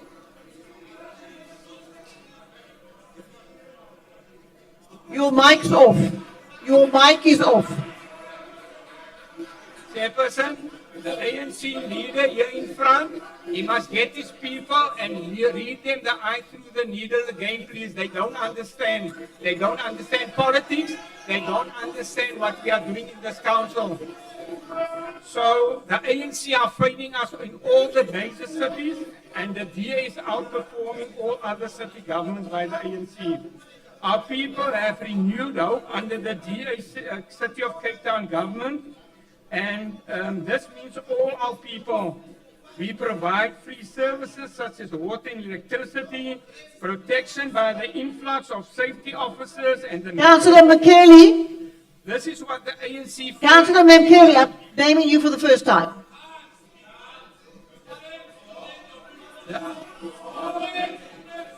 The DA acknowledges the huge need for infrastructure, something Speaker. neglected by previous governments. Look at Joburg Speaker. and your other cities. And Speaker. what is it that we do? There is a speaker on the floor. Allow the speaker to continue. Yes, but we got about it. Other people speak. Yes, but the other speaker, the councillor who manhandled. Councillor, I have not given you the opportunity to speak. There is a speaker on the floor, and you will keep quiet until he has finished speaking. Yes, but when other speakers interrupt. Councillor Savant, turn your mic on again, please. So Speaker, we are putting in billions of rands into infrastructure and projects, and this will stimulate the economy and create jobs. We have the lowest rates increases in the country. This DA government is reversing the imbalances of the past. Speaker, this budget is another stepping stone laid in acknowledgements of the many challenges which still remains. But excellent planning, the political will, and a caring philosophy will ensure prosperity in future. Speaker, the communities of Ward 19, where I stay, that whole ward, salute the mayor, the councillors, and the administration of the City of Cape Town for their brevity and insightful. Thank you. Mr. Mayor, you have a right of response. Councillors, please, if you want to get a break for tea, then we need to get this done. Thank you. Thank you very much, Madam Speaker, and thank you to all of the councillors from all parties who have participated in this debate. I appreciate all of the inputs. I've listened carefully to their inputs and I've made a lot of notes, and I'll offer some thoughts by way of response and conclusion. I want to start with Councillor Miller from Cape Exit. He says that this is the worst budget that residents have had to cope with, and that what we are engaging in is an exercise of rearranging the deck chairs on the Titanic. Let me say that what we are trying to do is stop South Africa from being the Titanic. By saving the Titanic, by stopping it from going into the iceberg to begin with. What will destroy the lives of South Africans, is yet another failing city like all of the other failing cities around our country. That is what he would prefer Cape Town to be. We refuse to allow it to be that. Then Mr. Jacobs from Ara, or Councillor Jacobs, excuse me. He's actually in favor, he made an impassioned speech in favor of equal fixed charges. So what he would like to see, Madam Speaker, is that a resident in a home of 50 million rand and a resident in a home of 500,000 rand pay exactly the same monthly contribution to fixed charges. That is not defensible, and it is not fair, and it is not equitable. And I don't think that any court in the land would defend his position or side with his position. And I hear someone to the right shouting, why? If he needs a lecture on why that is inequitable, then really he should be on the very, very far right with Ara. Now, let me say that we have decided to introduce fixed charges according to residents' ability to actually contribute to them.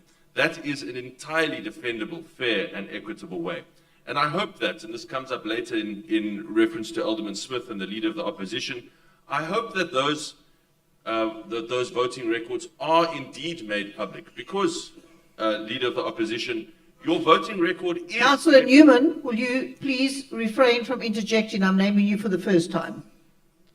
Your voting record is a very public record of which policies you have chosen to support and how you have supported them or not.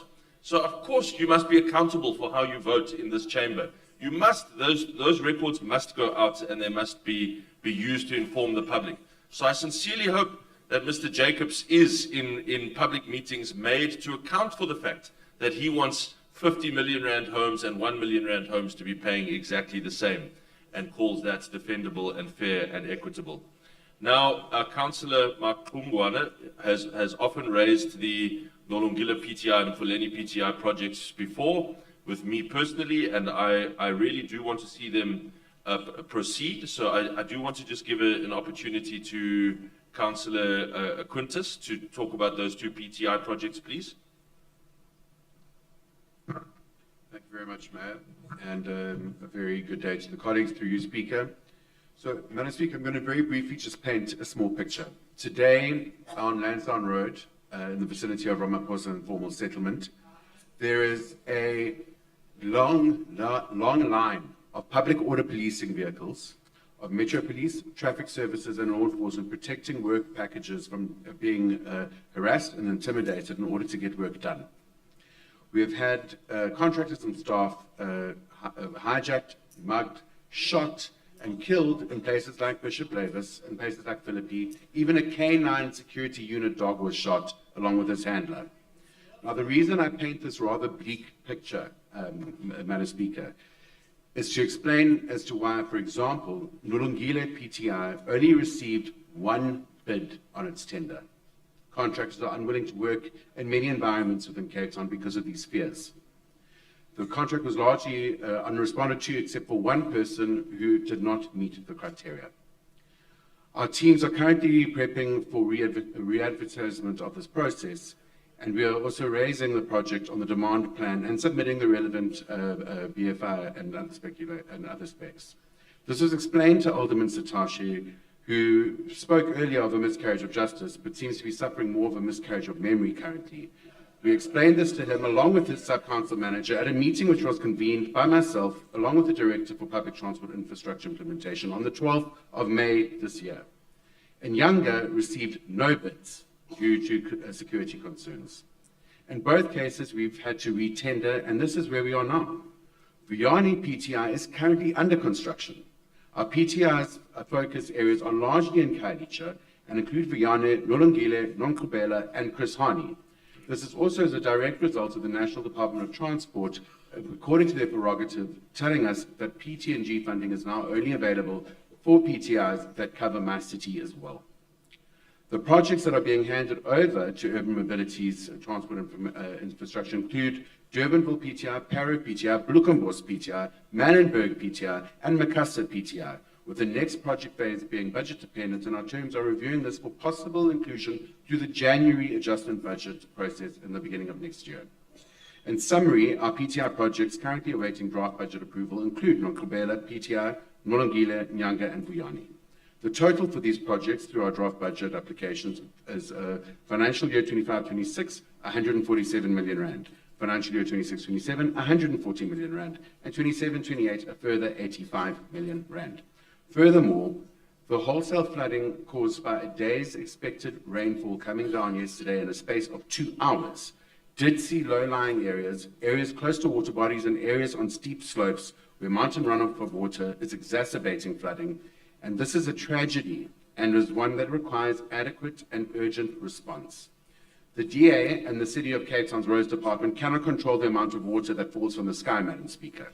We can only prepare for inclement weather as best as possible with a proactive winter management program, and to also assist us in doing this by keeping infrastructure, both our and sewer reticulation, free of blockages and overflows, which also cause dumping and exacerbate flooding. We will continue to proactively clear and manage our infrastructure and reactively respond to flooding events with speed and care and diligence. And I can only thank God that we have never seen a tragedy, the likes of which occurred quite recently in the Eastern Cape and resulted in almost 60 people dying in one day. This act of God which occurred, thank heavens, has not happened here, and it is an indictment on other provinces and a lack of infrastructure maintenance. Thank you very much, Madam Speaker. Mr. Mayor, continue. Thank you very much. Councillor Ahmed says that large energy users are paying 60% more. Councillor Ahmed, that is absolute nonsense. That does not appear anywhere in the budget. There is no large energy user. By the way, he also completely misunderstands the budget. Large energy users refer to large industrial customers, not big households. Those are on the domestic tariff. Now, so large energy users are large industrial customers like foundries, steel mills, big manufacturing facilities. They are not paying 60% more, Madam Speaker. There is no one in Cape Town paying 60% more. What we have done, precisely to look after the families that he speaks about, which are large families living in homes that are on the domestic tariff or on the lifeline tariff, is we have made every unit cheaper for them, so that actually, if you are using more units, your overall bill is going to come down. Precisely with those families in mind, where you've got homes with 2 or 3 families living together in the same home. They are high energy users, but they may not necessarily be high income. In fact, they're almost always low income homes. That's precisely why we increased the number of units that they can buy on the lifeline tariff, all the way up to 650 units, precisely to look after those larger family households that he thinks are big factories, and confuses the two. Councillor Adenal from the PA, you know, Adenal is a drug that you take to stop snoring. I didn't know that, but thank you for that. I'm very glad to help inform you of that, Madam Speaker. And the city, and the mayor town is a league. I must unfortunately admit that I have sometimes had to use that. But I really wanted it, listening to this speech this morning. I wanted to overdose on it if I could. He says that this is a budget to protect the privileged, Madam Speaker. Now, I don't know if he's been following where maybe he's been snoring through the last 4 months, I'm not sure. But actually, since we tabled this budget, the sharpest criticism of this budget has been from higher income Cape Townians. The budget has been actually, by and large, supported by lower income families and lower income property owners, because they have well known that the budget makes every effort to protect them and give them very, very low inflation or near inflation related increases. All of the criticism, I'm happy to report to Councillor Adam. Councillor Esau, I'm naming you for the first time. All of the criticism, I'm happy to report to Councillor Adenal now that he's woken up, it has been from higher income families. And that's why we have taken the action that we have taken in this budget to try and soften the blow for those middle class and upper middle class families in our city, while we have asked for more from those very high income families. Councillor Jacobs, he talks about broken pipes, failing infrastructure. I actually agree with those things, but then he also refuses to support a budget that is directly designed to fix exactly those things. That is an exercise in contradiction, Speaker. Councillor Jacobson from the Freedom Front Plus, he says that we didn't listen, and yet we are presenting a budget with amendments after the public participation process, proving precisely that we did listen. But I will say that I actually accept his criticism that perhaps we are trying to convert Cape Town into Hong Kong too quickly. If his only criticism, or if his major criticism of us is that we are being too ambitious, then I really welcome that criticism. It is much better to be too ambitious than to have no ambition at all, and to see the privilege of serving in public office as just an opportunity to sit back for 5 years and watch things remain the same or slightly drift further and further backwards. We refuse to do that. We want to be in office to use the chance to actually do good, to push our city forward, to make investment for the future, and to be ambitious for Cape Town and not see it slide like every other city into the morass. So the easiest thing to do in politics would be to kick the can down the road, sit back, take the easy route, let someone else deal with it, let some future mayor or some future team of councillors deal with it, do nothing that gets anyone's backs up. That seems to be the Jacobson school of politics. That's not going to be our school of politics at all. We are not going to beggar future Cape Townians to deal with crises that we create today because we refuse to act. That is not going to be our approach. And I want raised by many of the councillors here today, I don't want to name them all, but it's been raised by many, this notion that we must only do that which is popular, that which is supported by the public participation. That is actually the textbook definition of populist politics. It makes sense, therefore, that we've heard it from some of the tiny populist parties here in the chamber today. And I was surprised to hear that same poor logic from a number of other, usually more sensible colleagues. The fact is that no one likes paying more. No one likes paying more. And everyone would love to pay less. So that would be super popular. But guess what? Let's just follow the logic here, Madam Speaker. Let's just follow the logic here. I know it's hard, but I'll sketch it out for you. No one likes paying more. Everyone likes to pay less. That would be super popular. I'm sure that would get the big endorsement of the public participation process. But guess what would happen then? The city services would collapse. And that would be very unpopular. So we'd have to do something about that. Then we'd have to fix those again, and that would be very popular.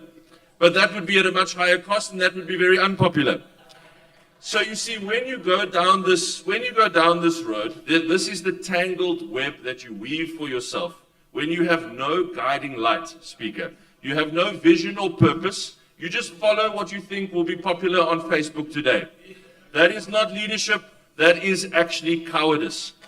And what we will do is something quite different. We will do what we believe Cape Town needs so that it can be a better city who lives in it in the future, so that we can build the Cape Town that we know it can be and should be. And we do what we have to do now to get there, so that we will not see, as I said earlier, that we will not see our children dealing with the crises that we have allowed to build up. Then, honestly, there's some inputs that are just tin hat conspiracy theories. Councillor, I think it's Councillor Eugen from the Freedom Front Plus. Councillor, you don't need to worry about your tin hat conspiracy theory, because the city of Cape Town does not issue any currency. That is the job of the Reserve Bank of South Africa. Dear Alderman Sotashe, let's get into this input. Alderman, firstly, 600 million rand is 5% of our capital budget. If your capital budget is 12 billion, 10% is 1.2 billion, 5% is 600 million. So you cherry pick that number as if it's some condemnatory number. But what it actually means is that we've spent 95% of our capital budget. Now, no budget, when you're dealing with a 12 billion rand set of capital projects, it's incredibly hard to plan that down to the level of detail to slide in on the last day of the year spending the last rand. That's just not how mega projects work. So I am perfectly happy with spending 95% of our capital budgets, And that 600 million rand will still be invested in the city. It's not going to disappear. It will roll over to those other projects in the next year. He bemoans the state of our roads and sanitation infrastructure. I agree with him there. He bemoans the lack of visibility of our law enforcement. I don't agree with him there. But in point of fact, this budget is designed to address both of those exact things. He should be supporting that, not speaking against it. And then, of course, he looks across the whole country. He looks across the whole country, does Alderman Sotashe, and he picks as the best and shining example of ANC government in South Africa the city of Ekurhuleni, and says that we don't compare all that favorably against Ekurhuleni. Well, I spent a couple of minutes reading the Ekurhuleni financial statements quickly while he was speaking. Let's look. Let me first deal with this fundamental dishonesty that Ekurhuleni and Tshwane have got away with this year. They go out to the public and they say that they are having a 0% rates increase.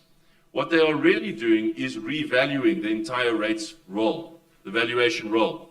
And that means that if you look at the budget, they are in fact getting a 13.6% increase in rates this year and selling it, Alderman, as a 0% increase.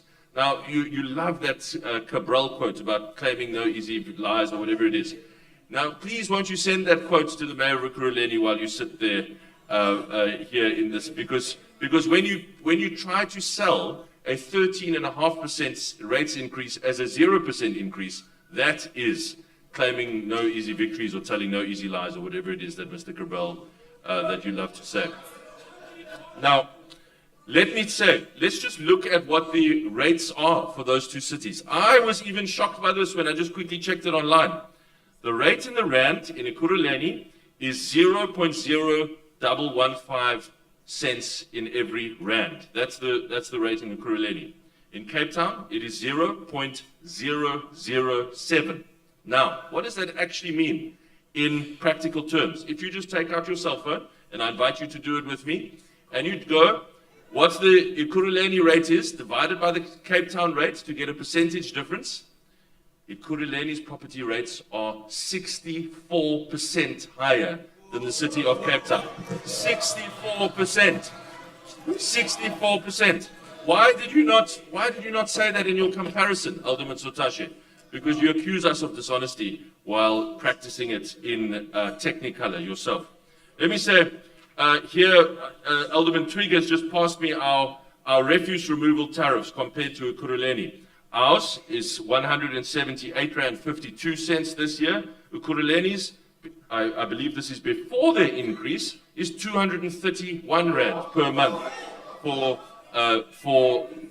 every household.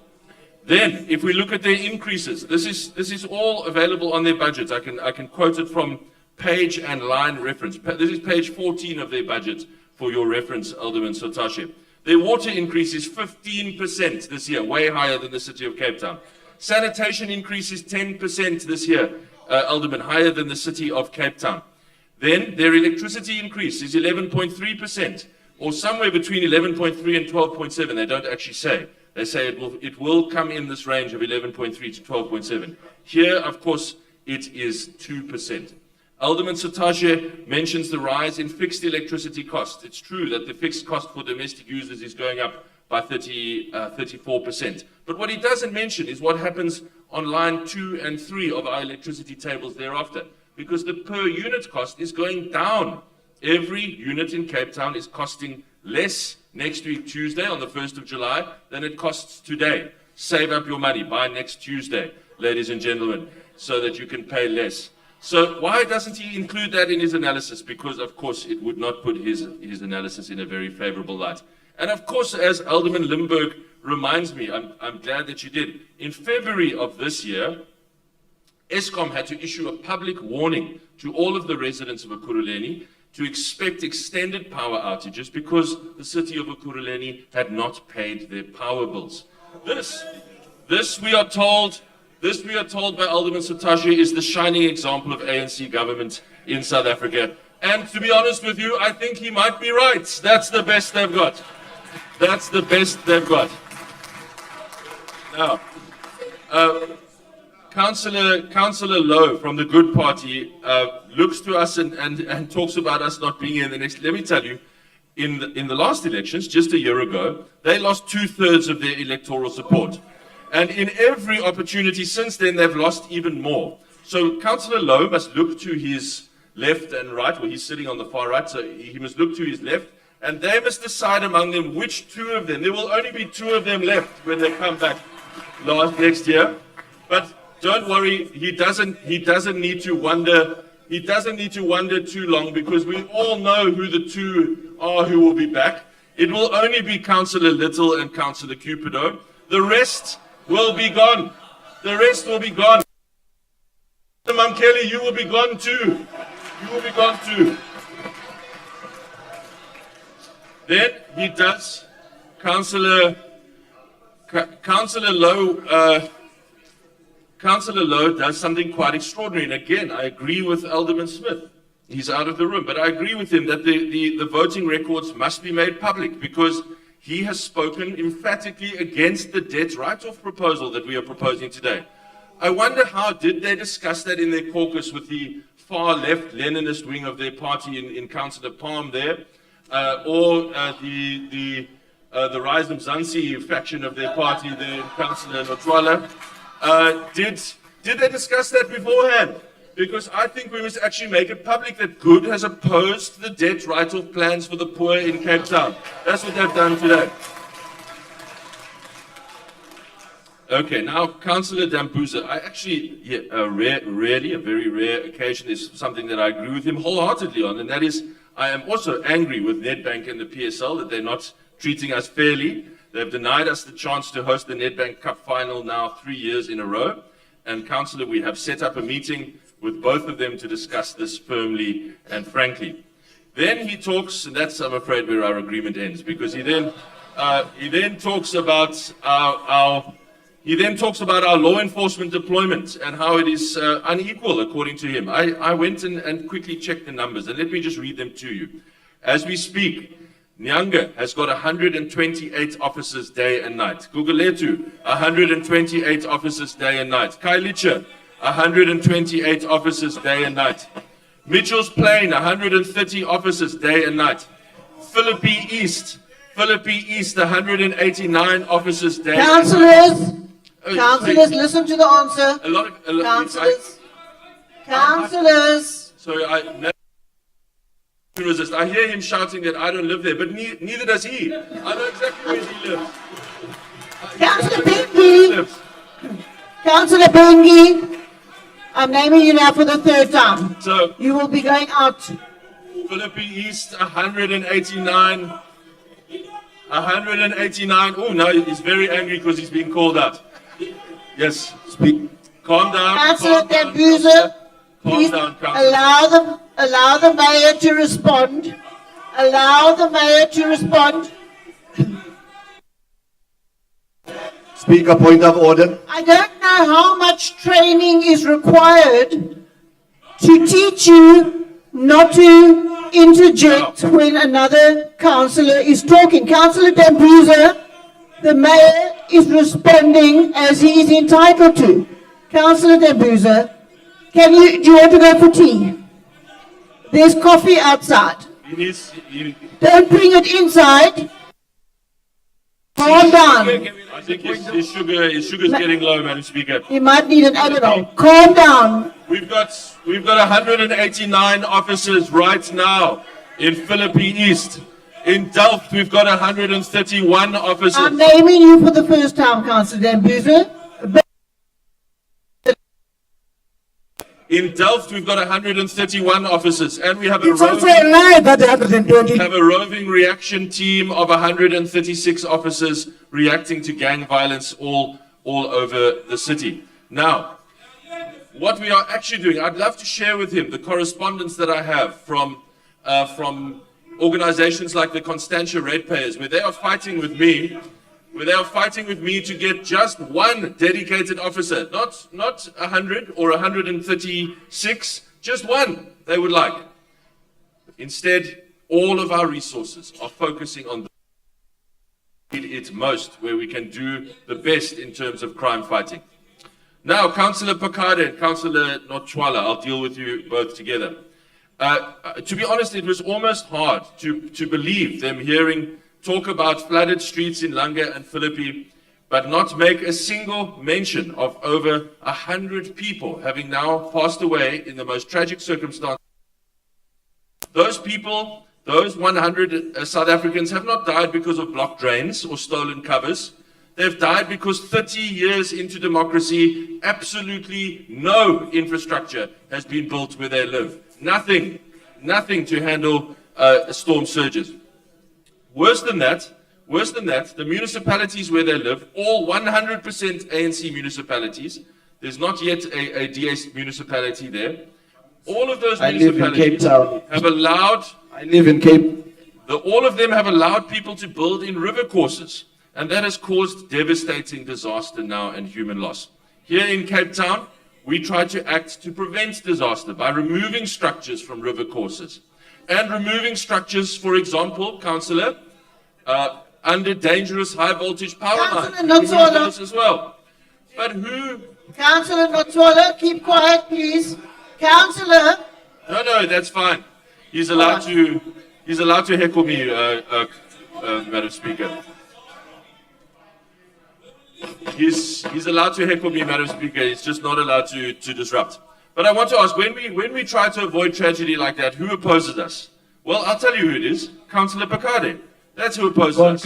He tried to stop us from taking life-saving action to save residents living under dangerous high-voltage lines. And he tried to stop us.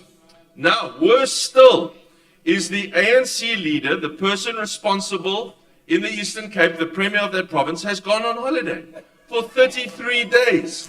He's gone on holiday for 33 days. Is there any worker in South Africa who gets 33 days of paid leave? No one gets 33 days of paid leave. No normal worker gets that. But ANC premiers do, even in the middle of a deadly crisis. While the Premier of the Eastern Cape is away on holiday for 33 days, DA councillors are on the ground in their wards, helping residents who need help. Conclude. They'll be out there today. They'll be out there tomorrow. We were out there last night. I've seen reports how Councillor Mackenzie, for example, is setting up his own war room to help residents who need it. And let me tell Councillor Notchwala that we are rolling out more and more stormwater projects in townships. I've personally seen a number of them being rolled out in extraordinarily difficult circumstances. Some of the circumstances you heard from Councillor Quintus. We just a few months ago, completed a wonderful new stormwater project in Kosovo. And I asked for pictures last night to see how things were going in Kosovo, and our activists there sent them back. And it was so wonderful and heartwarming to see those new drains working perfectly, and that new infrastructure working perfectly where there's never been infrastructure before. Now then, let me finish with the leader of the opposition. As I've said, your voting record is a matter of public record, sir. I think the public must be informed and be aware that you oppose the deployment of new officers in their wards, and you oppose the new investments that are contained in our budgets today. Instead of choosing a successful city, you are choosing a failing city. And I think the public should be aware with that. And they should be. And so in conclusion, Madam Speaker, if we delay these infrastructure investments now, our children, future Cape Townians, will carry the cost, the financial cost and the human cost. They will live in a city that will battle with crises that we could have prevented today, but did not if we agreed with all of these other parties. We, on this side of the House, refuse to let failure and decline happen here. Wherever any of these other parties are in government in South Africa, everything is falling apart. Name any one of them who has spoken here today. Every one of them where they govern, things are falling apart. But that is not happening where we are in government. And we promise that it will not happen in Cape Town. Not now, not in the future. We will not let this city fall into disrepair and then into despair. So let history show we did not just patch, we planned.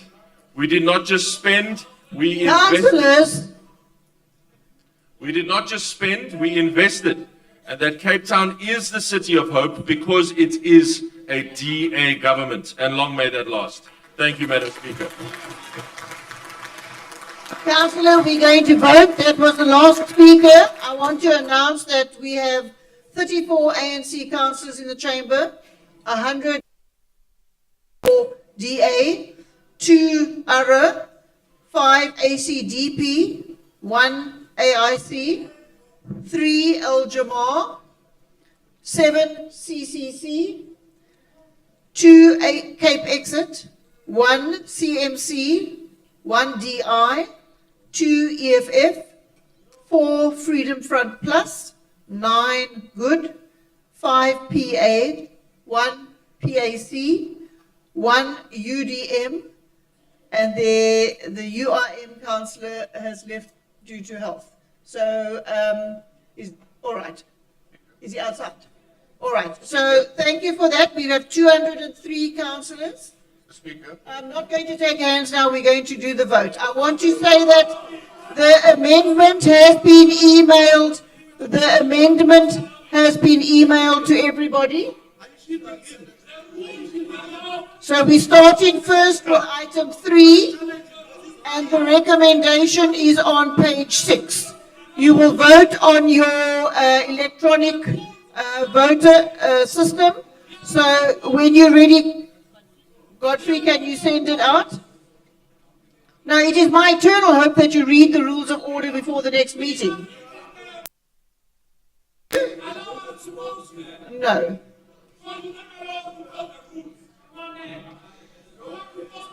With all due respect, your quoting of rules is incorrect.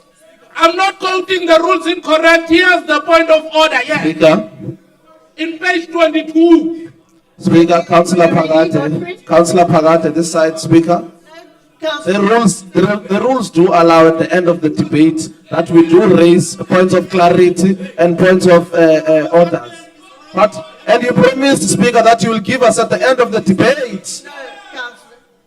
Speaker, you promised at the end of the debate you are going to note hands of clarity.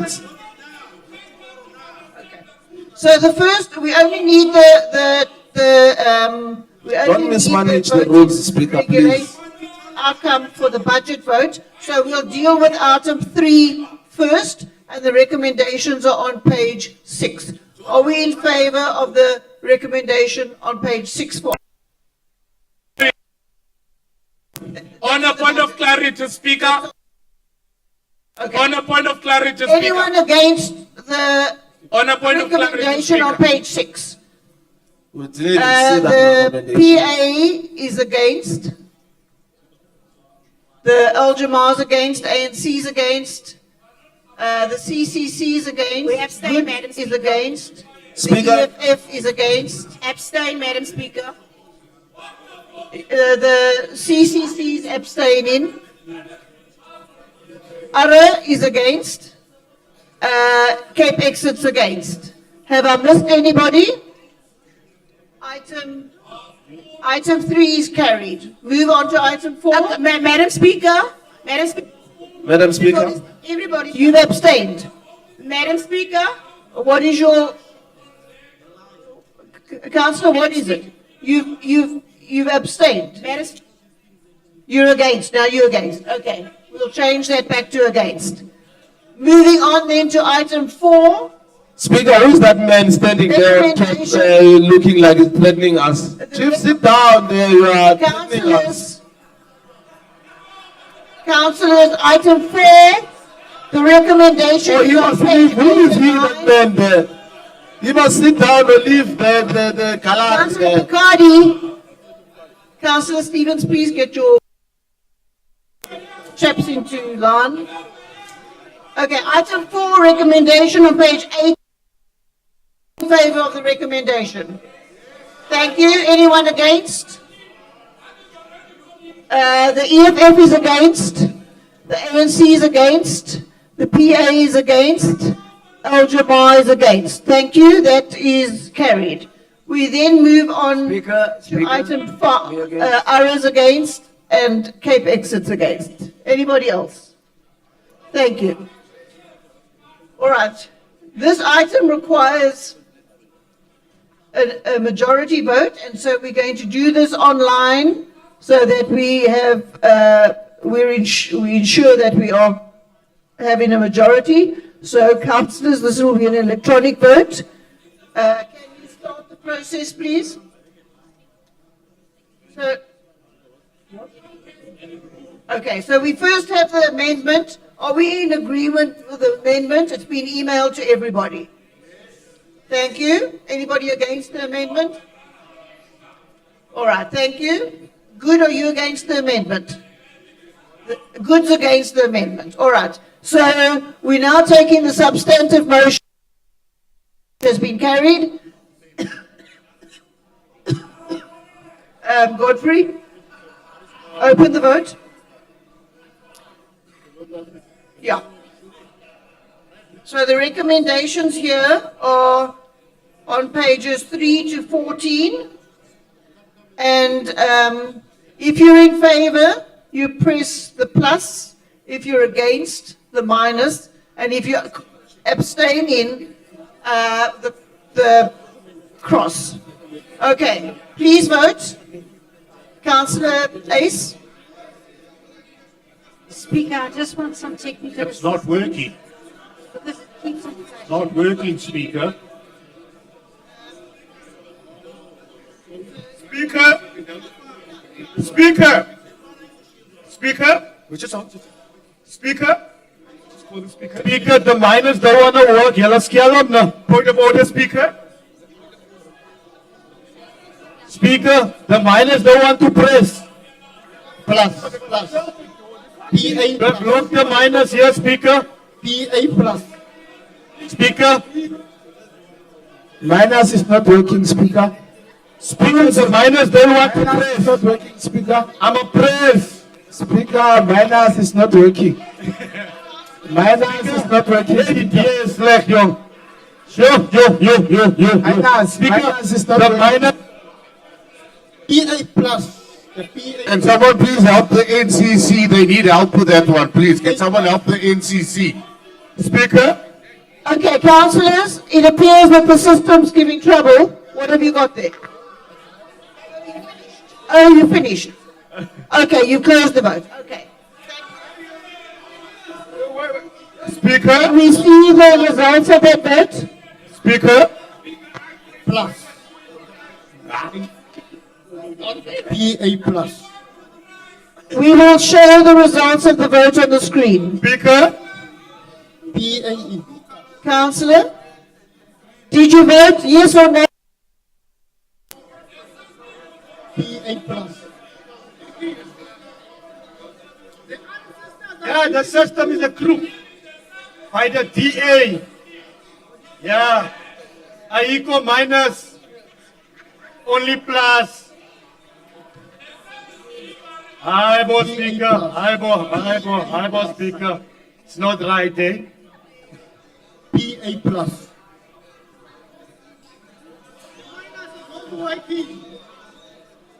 Okay, the recommendations and the budget are carried. Thank you very much.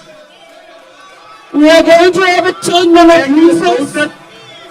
For our people to be in poverty. It's coming onto the screen. Now come.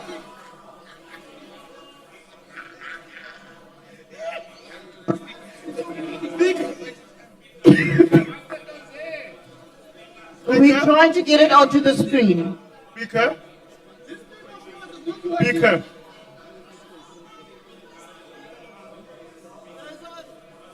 Hands for participate in this process. Please, can you just inform them that they are aware of that?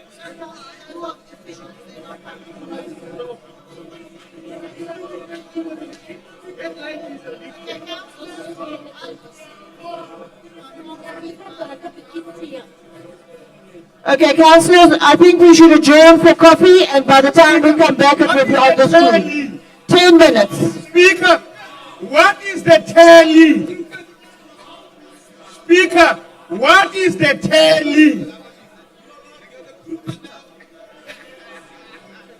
Okay, let's make it 15 minutes. Be back at 1:45. Speaker, what is the tally?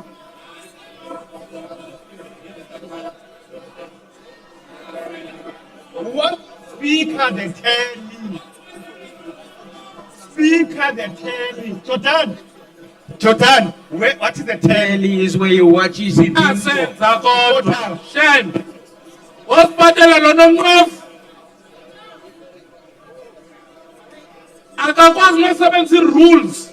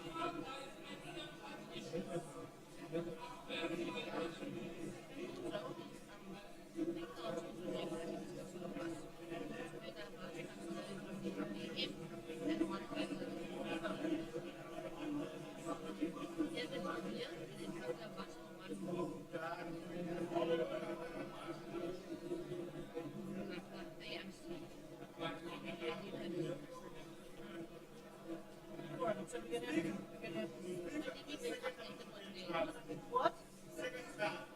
Yeah, the other one I sent to Councillor Little, but okay, I'll give you two, but you must stop it now. You're like a child. You keep your mouth shut, that's what you do. Yeah, but you have your conversation to yourself. What have you got? Coffee stick. Yeah, you can take it out. Now you are using my eyes. No, you've got no rights.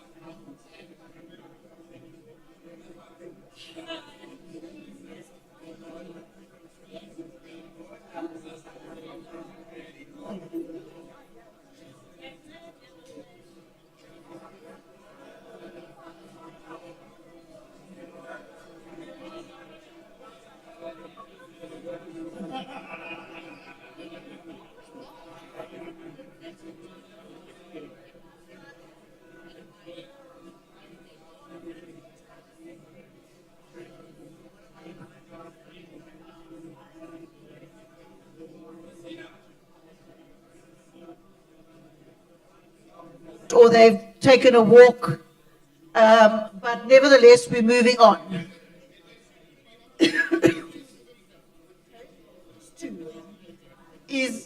Is your colleague next to you's card still in the machine, in the other side? Is his card still there? It's gone. All right. All right, we're moving on now. So this meeting is adjourned and we're moving on to the next. Speaker. Oh, we still have item 6. All right, sorry. Item 6, the recommendations of on page 72.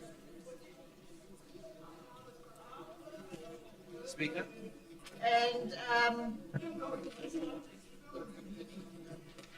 is everyone in favor of item 6? Anyone against item 6? Are you waving to your colleague, your mentor over there? Thank you. Is your wife? Shame.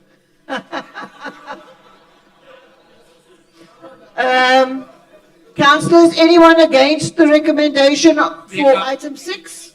Speaker. On page 72, Councillor Dambuza. Yes, please look at Councillor Arnold's there. You'll see what is the position of the year. Councillor Arnold, Can you record our vote against? you're voting against. Thank you. Anybody else? Al Jamar? Thank you. So that Speaker. against. Speaker, yeah. Yes, sorry, Councillor. So we've just voted 3 times. Item 3, 4, and 5. Yes, now we're doing item 6. Please, can you record the ACDP's vote in favour of item 3 and 4, and against, and in favour of item 6, and against item 5. Thank you. Okay. All right. Thank you. Councillor? NCC vote against. Excuse me? NCC vote against. Against item 6. Thank you. Excuse me? Speaker, All right. Speaker, I know stupidity doesn't travel far here, but to call you dumb is a bit of a problem. Well, it wasn't your place to talk. If the cap fits, I mean, it doesn't fit me. Thank you very much. We're moving on then to the next special meeting. And this is, again, if you can take the registration as per what we have just done. And we can move on. As per this morning, as it was this morning, including Councillors Nuba Langa and Councillor Abbas is absent at this meeting, and Councillor Thompson and Councillor Supazi will be leaving early. Okay, are there any other? Then we move on to